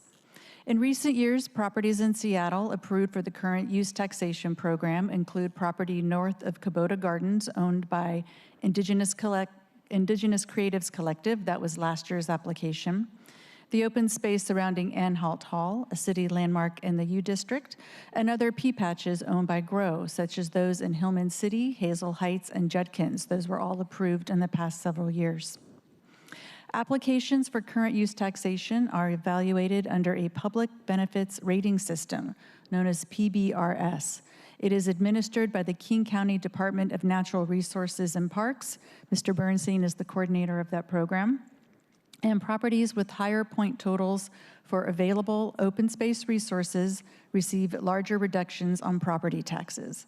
Examples of open space resources include public recreation areas, buffers to public lands, view corridors, and there also are bonus points for certain categories such as unlimited public access. After King County issues a report with the application's PBRS point total, both the city and King County, in no particular order, must each hold a public hearing and take legislative action to approve the application.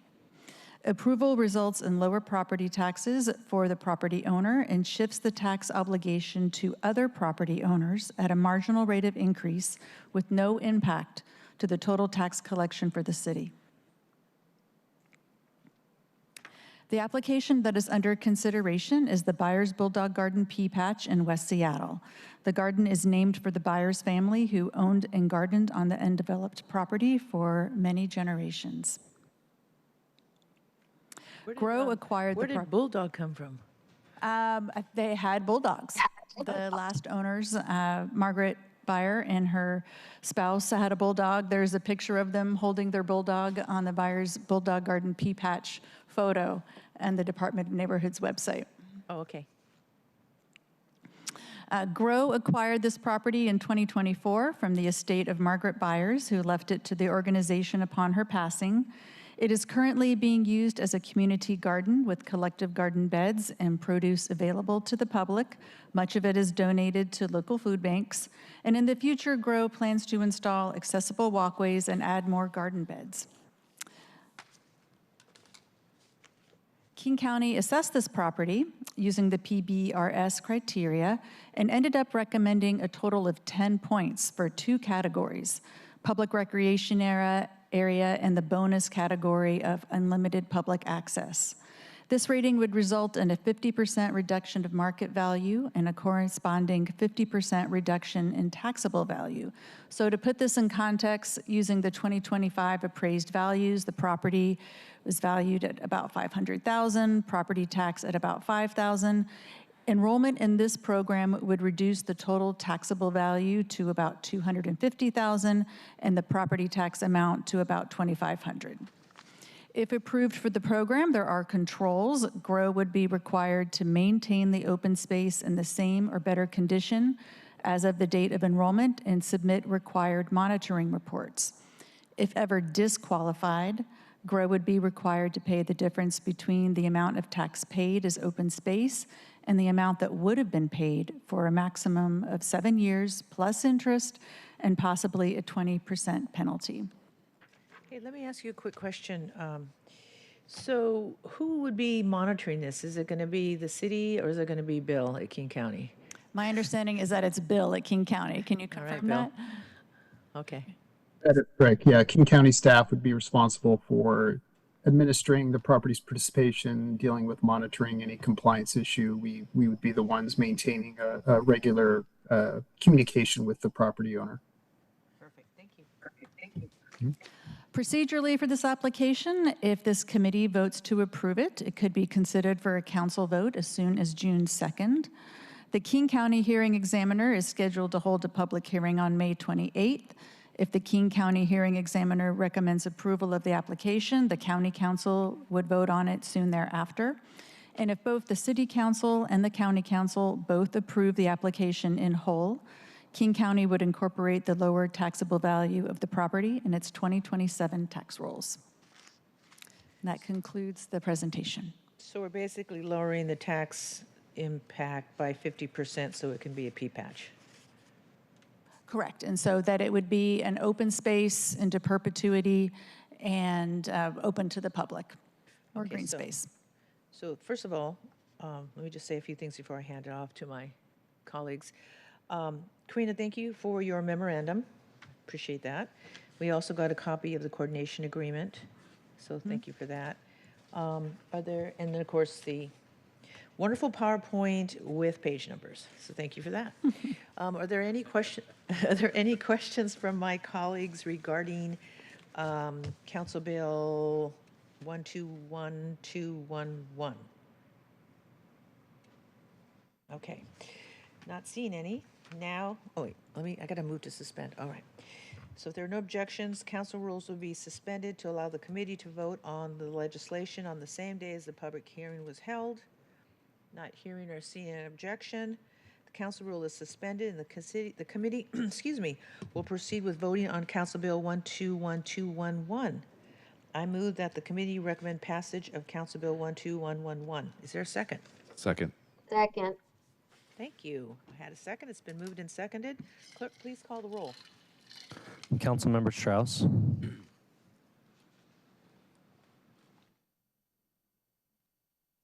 Councilmember Strauss, raise your hand, yes or no? Aye. Sorry. Councilmember Saka. Aye. Councilmember Rivera. Aye. Vice Chair Kettle. Aye. Chair Juarez. Aye. Chair, there are 5 votes in favor and 0 opposed. 5-0, it's unanimous. The motion carries. Council Bill 121211 will be sent to the June 2nd full council meeting. With that, we will go into item number 5. Will the clerk please read item number 5 into the record? Agenda item 5, Council Bill 121212, an ordinance authorizing Seattle Parks and Recreation to enter into a 10-year contract with the Madison Park Cooperative Preschool to operate and provide management of the Madison Beach Park Boat Bathhouse. There will be briefing discussion and a possible vote. All right, so we have the Madison Park Cooperative Preschool folks and our Seattle Public Recreation folks here. I'll let you all introduce yourselves again for the record. Clerk's already introduced it, but go ahead and introduce yourself, and we'll go from there with your, I should say we have your PowerPoint with us and our summary and fiscal note. So go ahead. Thank you for the tech support. I'm Michelle Finnegan, Interim Superintendent with Seattle Parks and Recreation. I'm Kathleen Gantz, the Contracts Manager for Seattle Parks and Recreation. Karina Bull with Council Central Staff. All right. Thank you, council members. Today we'll be presenting 2 pieces of legislation for cooperative preschools operating at Seattle Parks and Recreation facilities. The 2 facilities we'll be talking about today are less than 2,500 square foot buildings, which Kathleen will give a little bit of history about momentarily. But as you know, council members, sometimes these smaller facilities are harder for Seattle Parks and Recreation to activate consistently. And we also have not had a lot of public investment in these facilities over the recent years. I'm pleased to share, however, that as you hear more about today, these 2 cooperative preschools have been operating consistently in these facilities for many years. These organizations positively impact the facilities and also provide our eyes on the park, raising potential issues to Kathleen's team, which are public benefits beyond what she will enumerate in the proposed contracts momentarily. With that, I'll turn this over to Kathleen to walk you through the details of the proposed contract at Madison Park Cooperative Preschool at Madison Beach.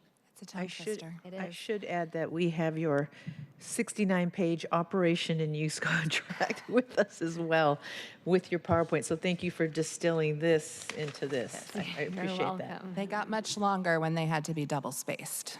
Well, I appreciate it, so thank you. Absolutely. Go ahead. So the purpose of this legislation, as Michelle said, is to execute a new contract between Madison Park Cooperative Preschool and the City of Seattle through Seattle Parks and Recreation. Madison Park Preschool provides early childhood education programs as well as community-based activities for the Madison Park neighborhood. In this presentation, I'll walk you through all of the details of this contract. So the primary goal of this contract is to ensure that the preschool provides accessible and affordable early childhood programs to the greater Seattle community. Their programs serve children from infancy through 5 years of age and include preschool classes, parent education opportunities, and community events. In addition, the preschool plays an important role in maintaining and caring for the bathhouse facility and the surrounding park. Their programs help support the broader mission, vision, and values of Seattle Parks and Recreation. The Madison Park Bathhouse opened in 1938 and is a unique example of early wood-framed public facilities in Seattle. The preschool has a long and meaningful history tied to the Madison Beach Park Bathhouse. Operations began in 1970 as a small babysitting cooperative and later expanded. By 1986, formal preschool operations were established in the building. Since then, they have remained a consistent presence, contributing not only to education and community events, but also to the preservation and use of this historic space. The public process for this new contract began in 2024 when a letter of interest was published for the community. SPR received only one response from Madison Park Cooperative Preschool. Seattle Parks and Rec then awarded the new contract to the preschool and began negotiations in the summer of 2024.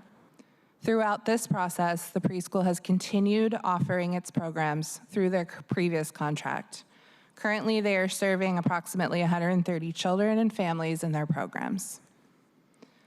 So this slide highlights the key terms of the new contract. Overall, the agreement focuses on the preschool's role as the operator of the bathhouse, providing early childhood programs and family events. It also reinforces expectations around program delivery, facility upkeep, and alignment with city goals. The preschool will be responsible for minor and custodial maintenance of the facility, while SPR will remain responsible for major maintenance specific to the envelope of the building and all major systems.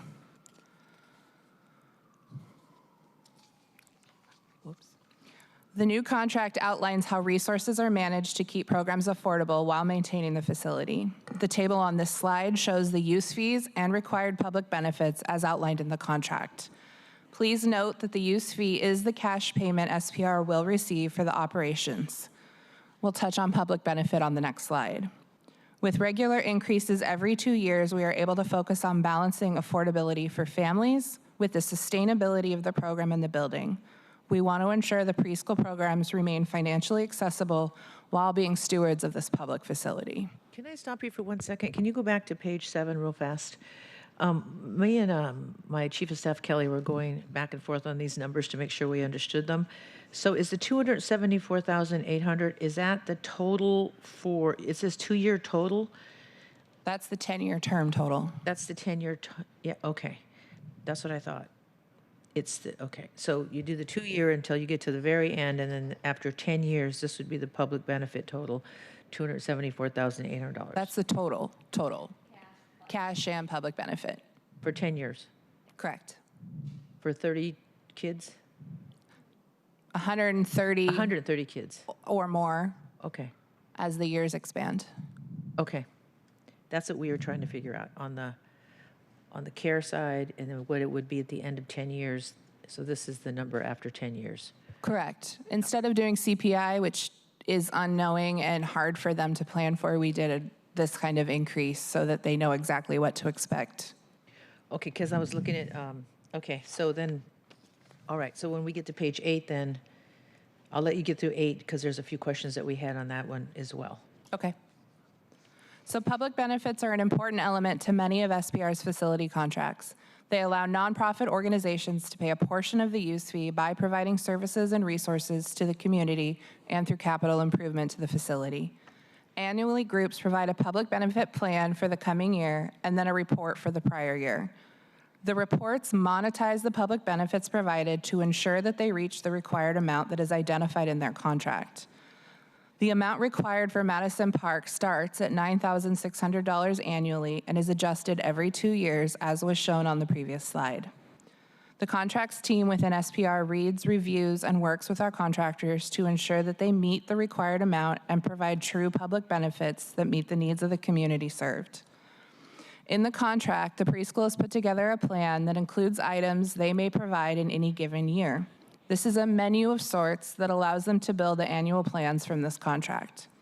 If the preschool was to provide everything on the plan every year, they would far exceed their financial requirement.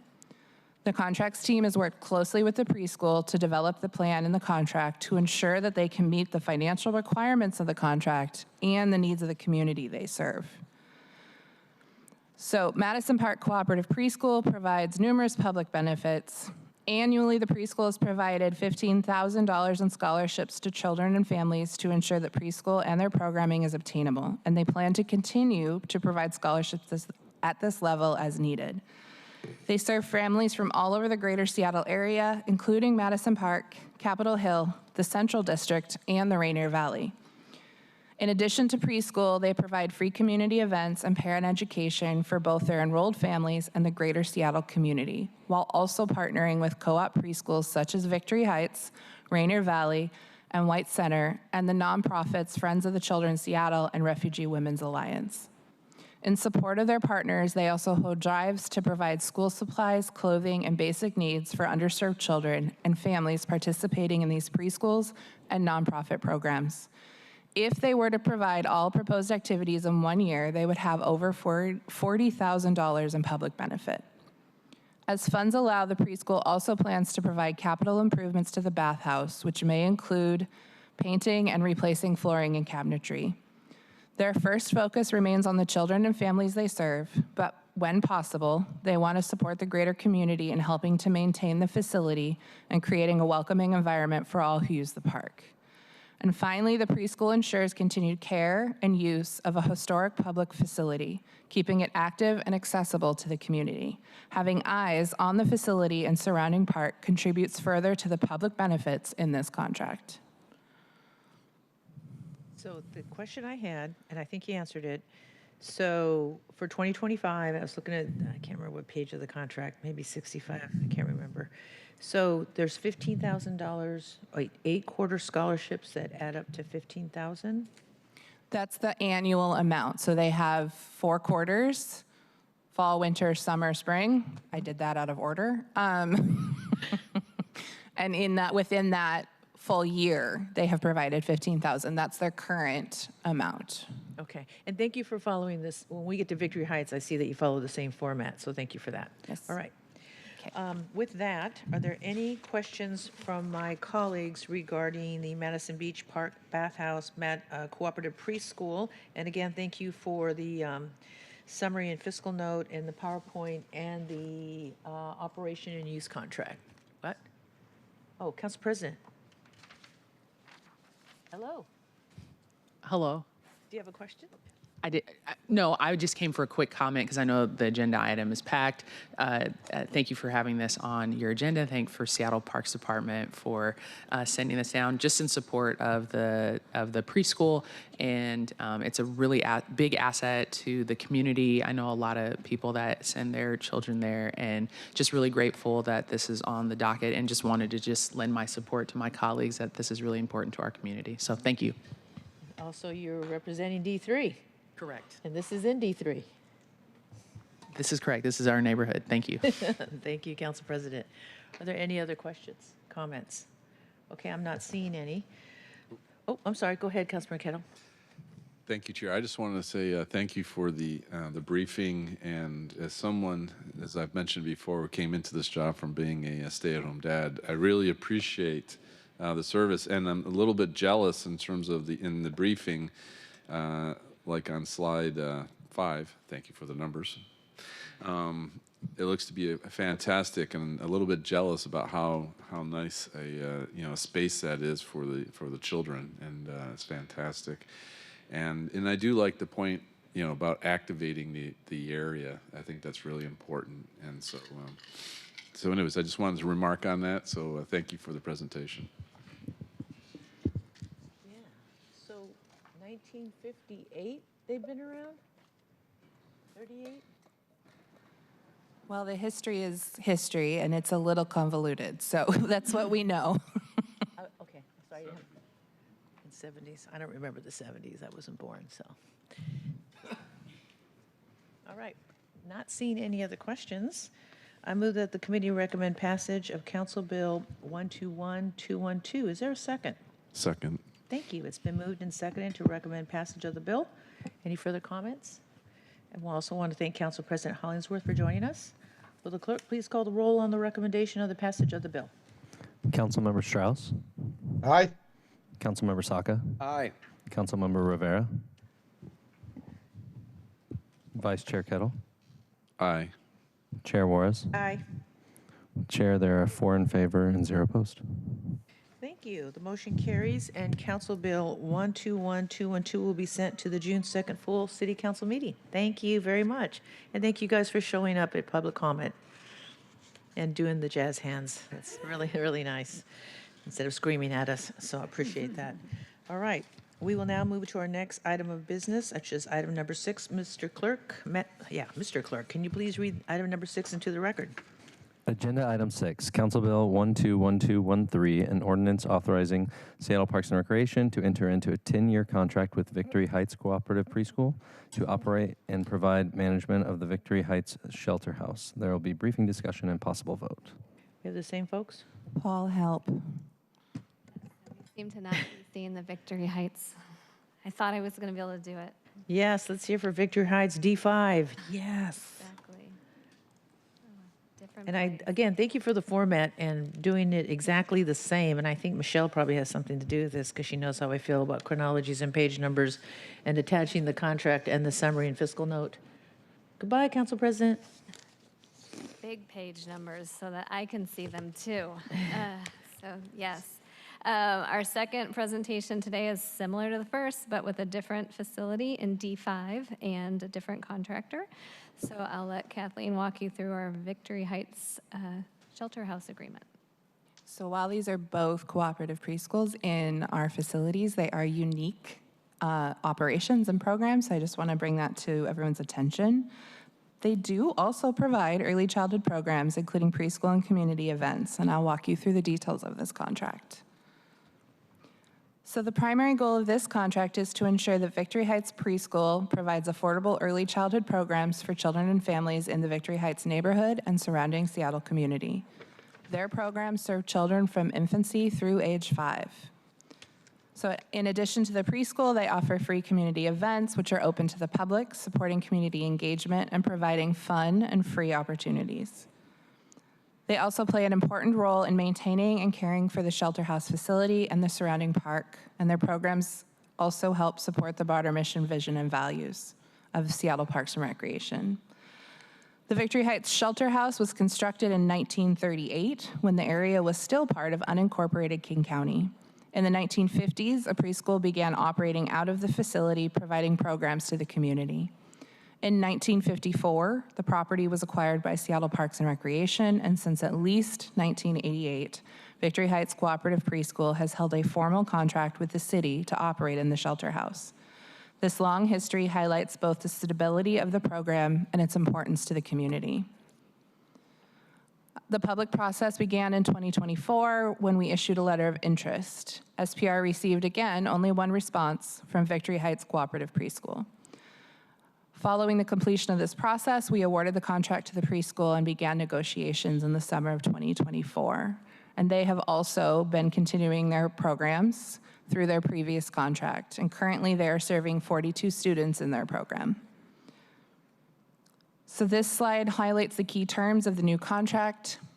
The contract focuses on maintaining the preschool's role as the operator of the shelter house while providing early childhood programs for the 10-year term. It also enforces expectations around program delivery, facility upkeep, and alignment with city goals. The preschool will be responsible for minor and custodial maintenance of the facility, and SPR will remain responsible for all major maintenance.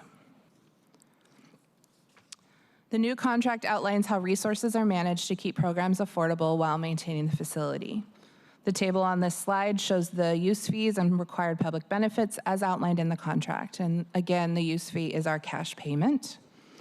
We'll touch on public benefits next. With regular increases every 2 years, we are able to focus on balancing affordability for families with the sustainability of the program and the building. As described in the Madison Park presentation, Victory Heights has put together a public benefits plan for this contract. The contracts team will continue to work closely with the preschool to ensure their plan and reports meet the required amount. For the first 2 years of the contract, that amount is $13,200 annually and increases every 2 years as indicated in the previous slide. Victory Heights contract delivers a public benefits plan that expands access to programs. The preschool has provided over $2,000 annually in scholarship to support families and make preschool accessible. Their goal is to never turn a child away due to financial issues. This amount may fluctuate based on the need over the term of this contract.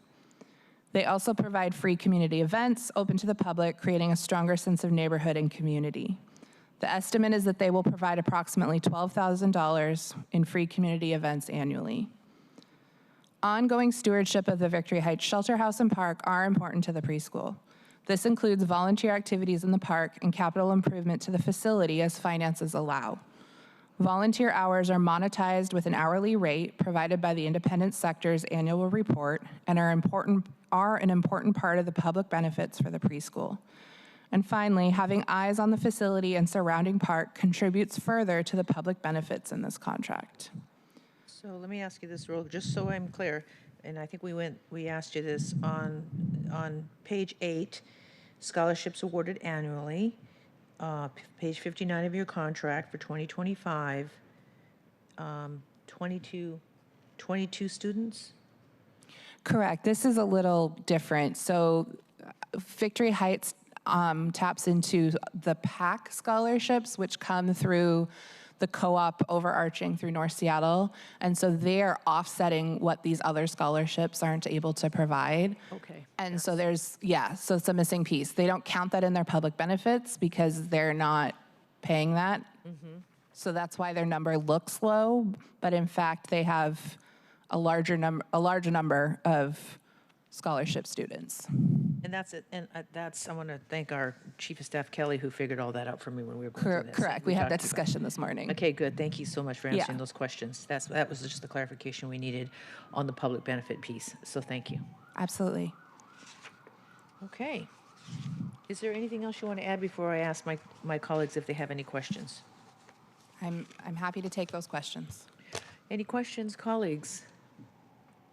All right, I am not seeing any questions. So after that, then what I'm going to do is I'm going to move that the committee recommend passage of Council Bill 121213, the Victory Heights Shelter House Pre-K. Is there a second? Second. Second. Thank you. It's been moved and seconded for passage of the bill. Not seeing any further comments. Clerk, please call the roll. Councilmember Strauss. Aye. Councilmember Saka. Aye. Councilmember Rivera. Aye. Vice Chair Kettle. Aye. Chair Juarez. Aye. Chair, there are 5 votes in favor and 0 opposed. The motion carries. Council Bill 121213 will be sent to the June 2nd full City Council meeting. Thank you very much. Thank you. All right, let's move on to item number 7. Clerk, please read item number 7 into the record. Agenda item 7, Resolution 32204, a resolution relating to data centers recognizing the potential of long-term impacts of data centers on electrical grid capacity and reliability, water usage, utility rates, land use and development, jobs and the economy, and public health, and requesting engagement and cooperation from the executive in the development of a data center policies and potential legislation and anticipates related legislative action. There will be briefing and discussion. Thank you. Before we begin, first of all, thank you, Eric, for being here and working with our office on the data center. And of course, you sat here during public comment, so you heard a lot. I'm going to take the chair's privilege here and make a few comments, and then I'm going to let you go into the resolution, which again, we are not voting on. And I want to thank you not only for the PowerPoint, but the resolution and the summary and the fiscal note. And the comments that I want to make are that it is the resolution, and we have been working on this for, I don't know, beginning of the year. I'm going to say some of my comments for when we actually go through the questions again and go to a vote, because I think there's a few issues that I'm going to ask you as you go through your presentation that I think we need to probably add to the PowerPoint. In the resolution itself, and I know you'll go through this, we cover 6 topics: the electrical grid, water usage, utility rates, land and use development, the economy, public health, and then we heard a bunch of other issues as well from people who were either who work in the tech industry and are probably a lot more savvy than I am. And so we did our 5-page resolution, and so one of the things that I'm gonna, when we get there, and I want to thank you, Eric, is I do want to include, even though we have it in the recitals, tribally protected treaty rights to fish and water and those particular watersheds. And that would probably bring us to 7 emerging topics in the recitals and also in the section of therefore be it resolved.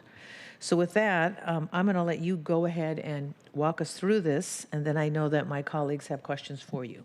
So go ahead, Eric. Thank you. All right. Well, good afternoon. So I'm Eric McConaughey. I'm the Council Central Staff. And Chair Juarez, just to say back to you, what I'm hearing from you is that going forward, there may be an amendment that you'll offer that will change this resolution before the actual vote, according to the topics that you just outlined. Just want to make sure that I captured that idea.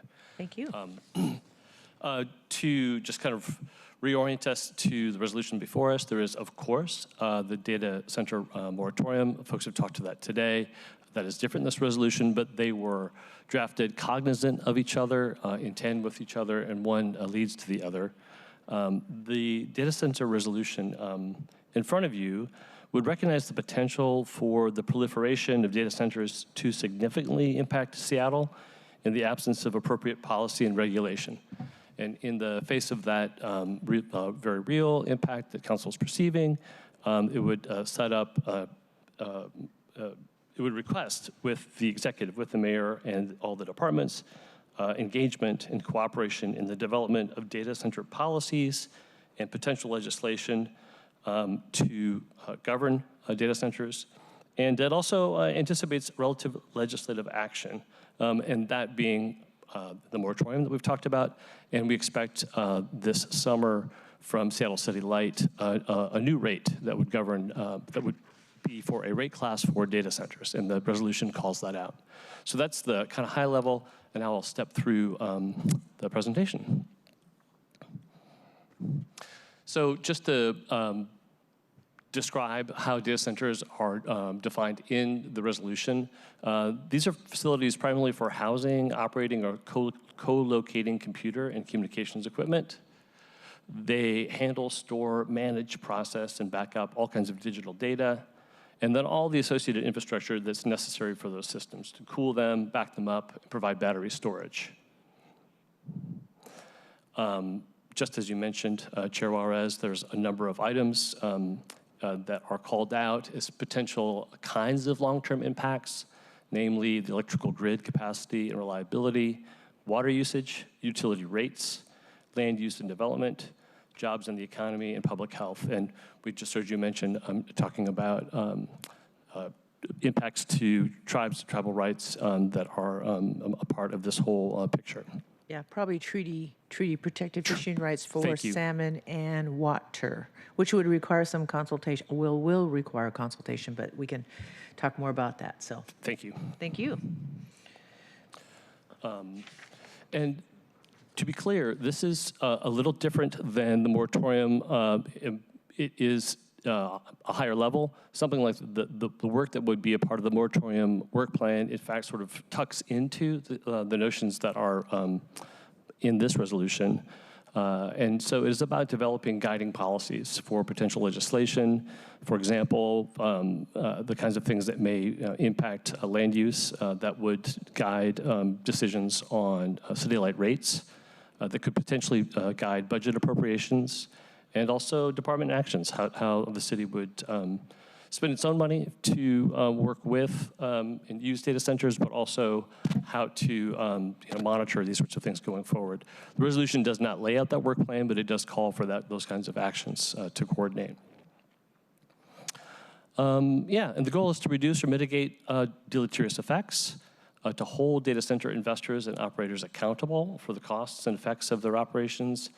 And it does say to harvest and maximize any benefits of data center development and operation in recognition of that real potential.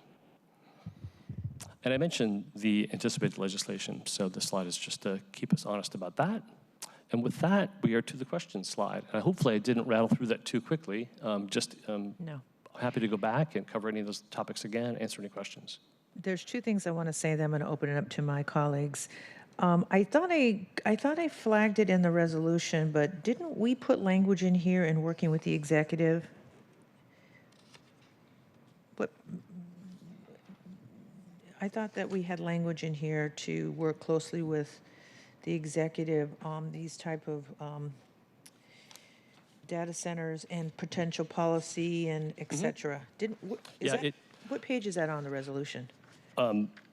So it would be, I'll call it by section because I'm not sure. Well, page 4 of 5 in this packet, it's section 2.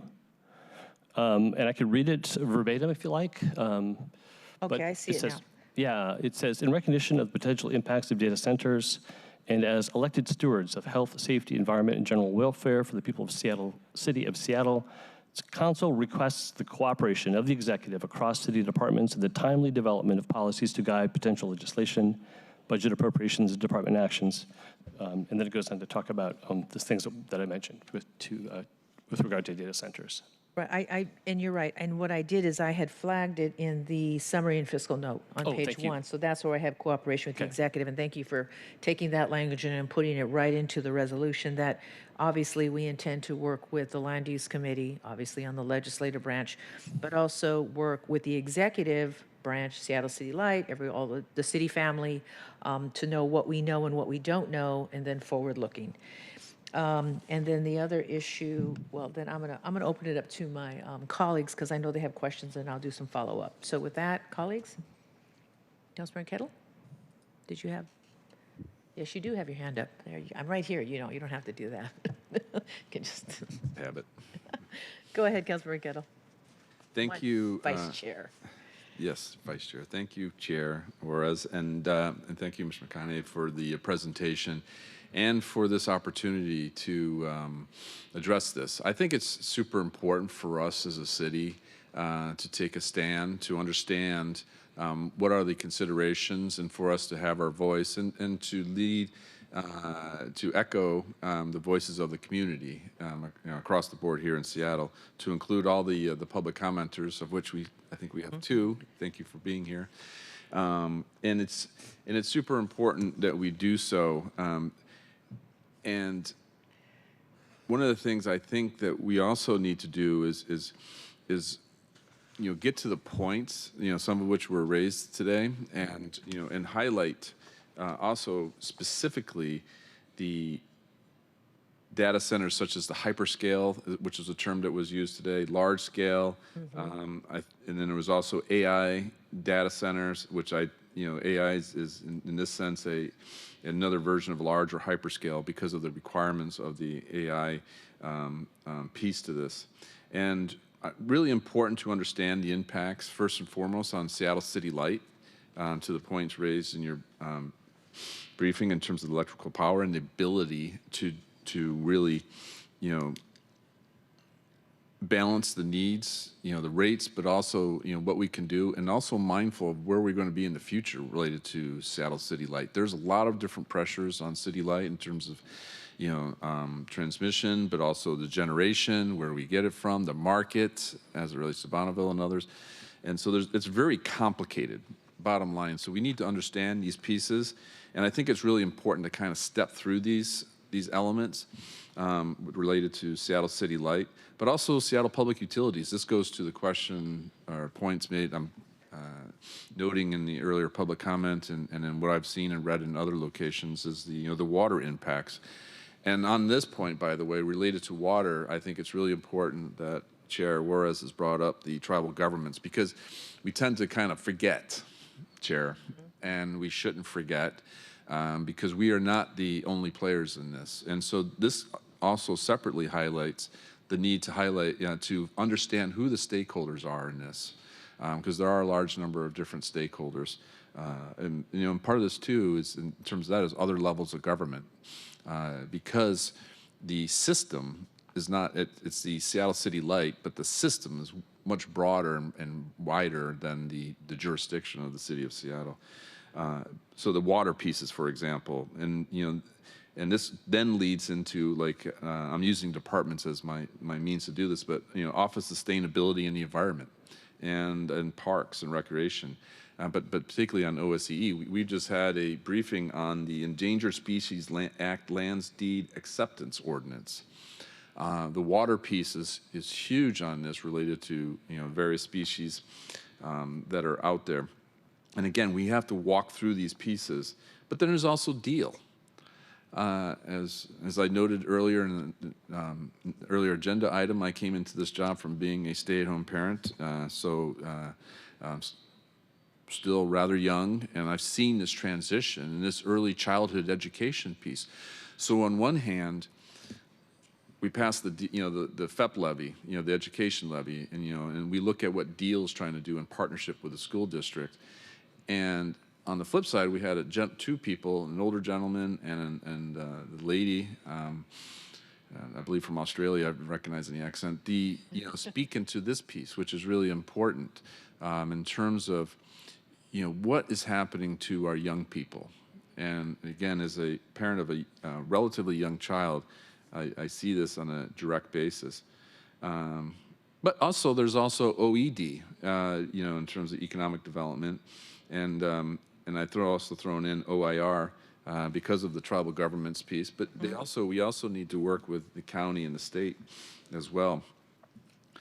As we do this, I think it's also very important that we also look at traditional data centers and what they're doing as well. Just this past Monday, I went to a data center that's about 8-10 blocks north of where we are right now. And it's important to do that because it highlights what these data centers, as they've traditionally been, do for our economy, that does for our SPD fire, our first responders, because that location serves our first responders. It also serves, for example, UW's, University of Washington's digital access program, for those that, that are hindered in terms of their digital access. So we need to step through these pieces because that's really important. And that example, in terms of the location I visited on Monday, it also goes to the Office of Sustainability and Environment, because that data center, interestingly enough, heats about 5 or 6 buildings in the downtown area. So the exhaust heat, is actually recycled, and it heats, let's just say 6 buildings. And during that briefing, they said, yeah, that we could do some more too. So, who knows, maybe 10, I don't know. But, these are the things that are really interesting. And so it's like, hey, how can we get the benefits and avoid the, the negative pieces? How can we square the circle, as my staff likes to hear me say all the time? So for the traditional data centers, we really need to walk through these pieces on a very deliberative way to ensure that we gain the good pieces. We take advantage of innovative pieces like exhaust heat, heating buildings. That's super important. I've often been saying, Chair, as it relates to Sound Transit 3, land use and transportation are 2 sides of the same coin. But I'm going to adapt that to say land use and city light are really 2 sides of the same coin. And I think this is really important. For example, the previous meeting, both you and I attended as Chair and Vice Chair of City Light, the Land Use Committee, speaking to these topics. So it's really important to ensure that the land use and city light. So the point about the moratorium and the resolution makes great sense in terms of partnering 2 pieces that complement each other, because we do need to lockstep, if you will, from a policy development point of view, from land use and city light. And so for these things, we should walk through this resolution, also walk through the moratorium piece, and do so in a way that shows that we are taking in all the different pieces. We're looking to protect Seattle's future. Good governance is also a factor here. We need to have that strategic particularly in this area, we need to have the strategic long view approach. And this goes for the large scale AI data center sets, but also for the traditional data center sets. We need to think long term in terms of what is happening in these different areas. And And Chair, I'll just note too, in terms of good governance, this topic of data centers also highlights just another area that Seattle City Light is facing in this dynamic time. You know, in District 7, we have a lot of issues with buried direct cable. We have, you know, issues, you know, in terms of, you know, the power production, climate change, how it impacts Seattle City Light. And so this is a time where we need to have strong leadership. And I've said this before, we had great leadership for the Seattle City Light. And unfortunately, the mayor let what we have is a nationally known power industry expert that can work both the power industry pieces, but also the environmental aspects within the city government to ensure that we're in the best position. And unfortunately, we're not there in terms of the leadership piece for City Light. And I bring this up because these data centers are super important for where we're going to be long term. And the decisions made today will impact us in the future. And we have to have that strong leadership that we had, to be frank, in the city with respect to Seattle City Light, but we do not have now in a sense in terms of long term. I do have faith in our acting general manager, CEO of City Light, Mr. Santoff, and but it's worth mentioning that, you know, we do not have a full general manager of City Light. And unfortunately, Chair, we had a great leader in this in the industry, and here we are. So I think it's worth noting. So thank you very much, Chair, for allowing me to speak to this and to add in the specific Seattle City Light issue. Thank you, Councilmember Kettle, my trusty vice chair.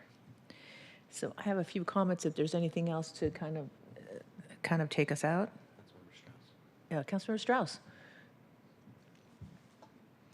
Thank you, Chair Warren. Just bringing an attitude of gratitude for your work on this because this is so incredibly important. I'm not going to repeat all the important topics that the public brought up, whether it's from our electricity consumption to our water usage to not having, as I appreciate what Councilmember Kettle said about reusing the heat that these create, and if there are more and better ways to use that waste energy and make it good energy, not wasted, we've got opportunities. But until we can understand all of the strains on our infrastructure that are already built here in the city of Seattle, I really appreciate that you brought this forward so that we can take a pause to make sure that we're doing this right.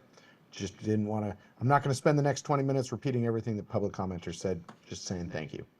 Thank you, Councilmember Strauss. All right, I'm going to make some closing comments. I don't see anything else from my colleagues.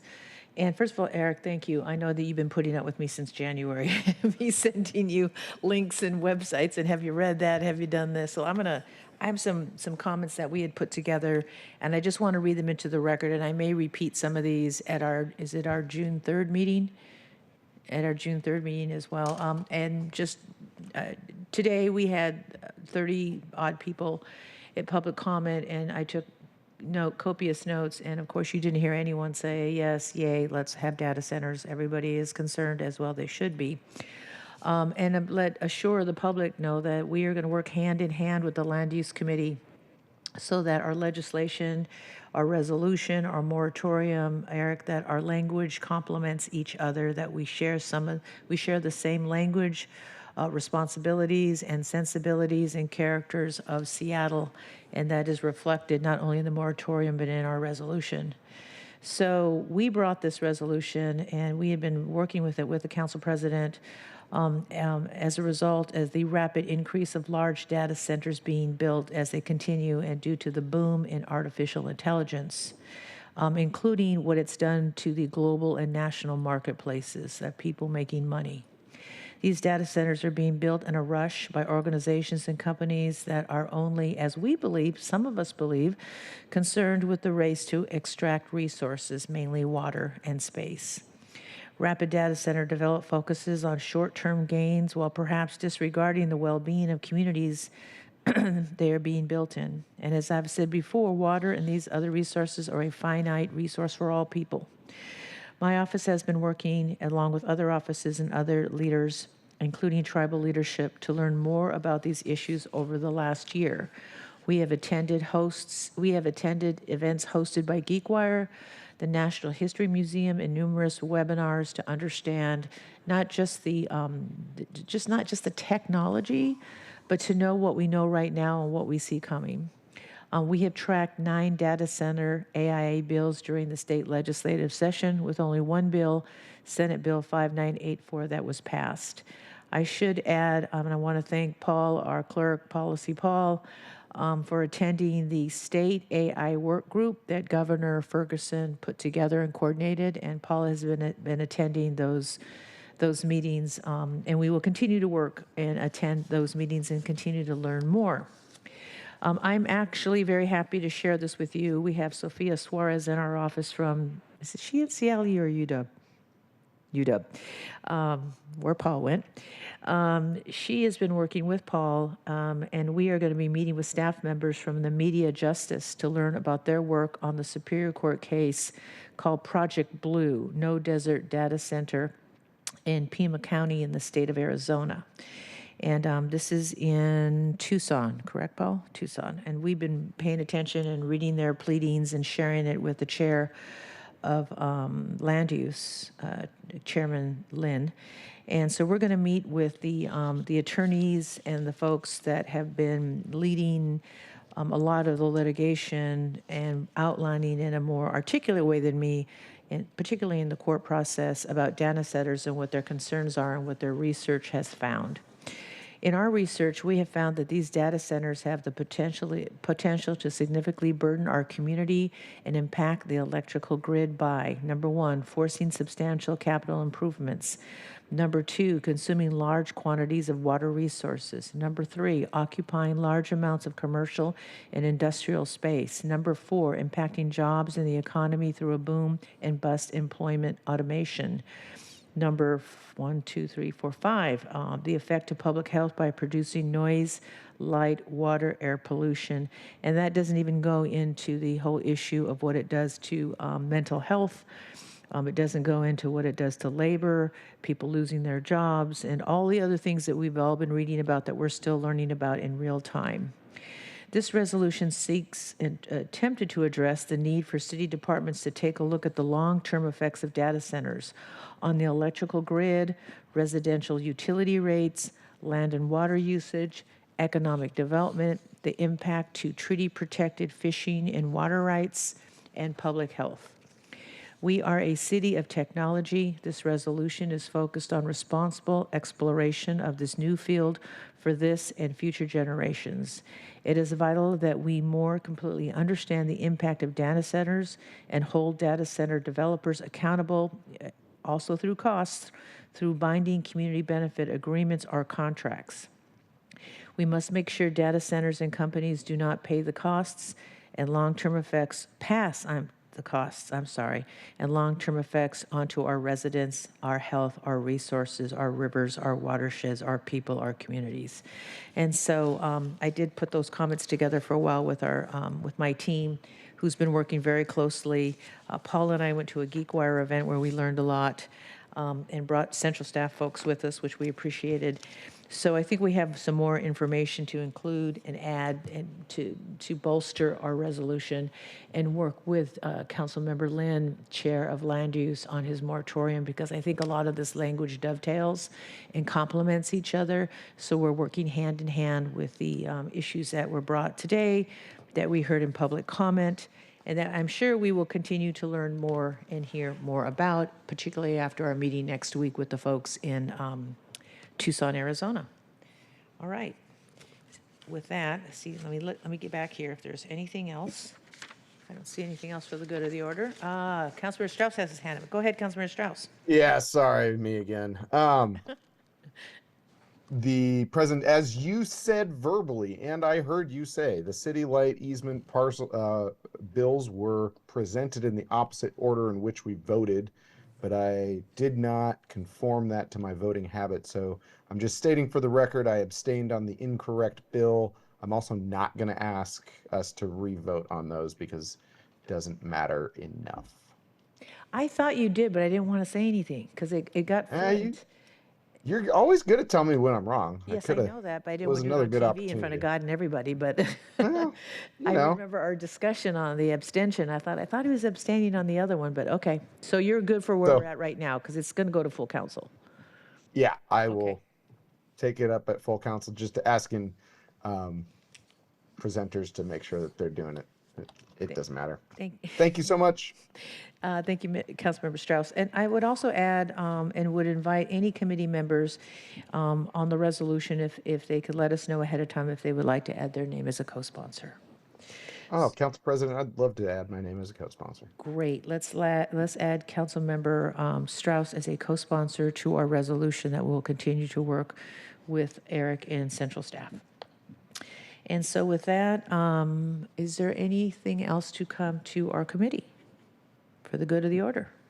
Thank you, Eric. All right, with that, we have reached the end of today's meeting agenda, and we are now adjourned. Thank you. Good job, everybody. Thank you, Chair. Good job, Vice Chair.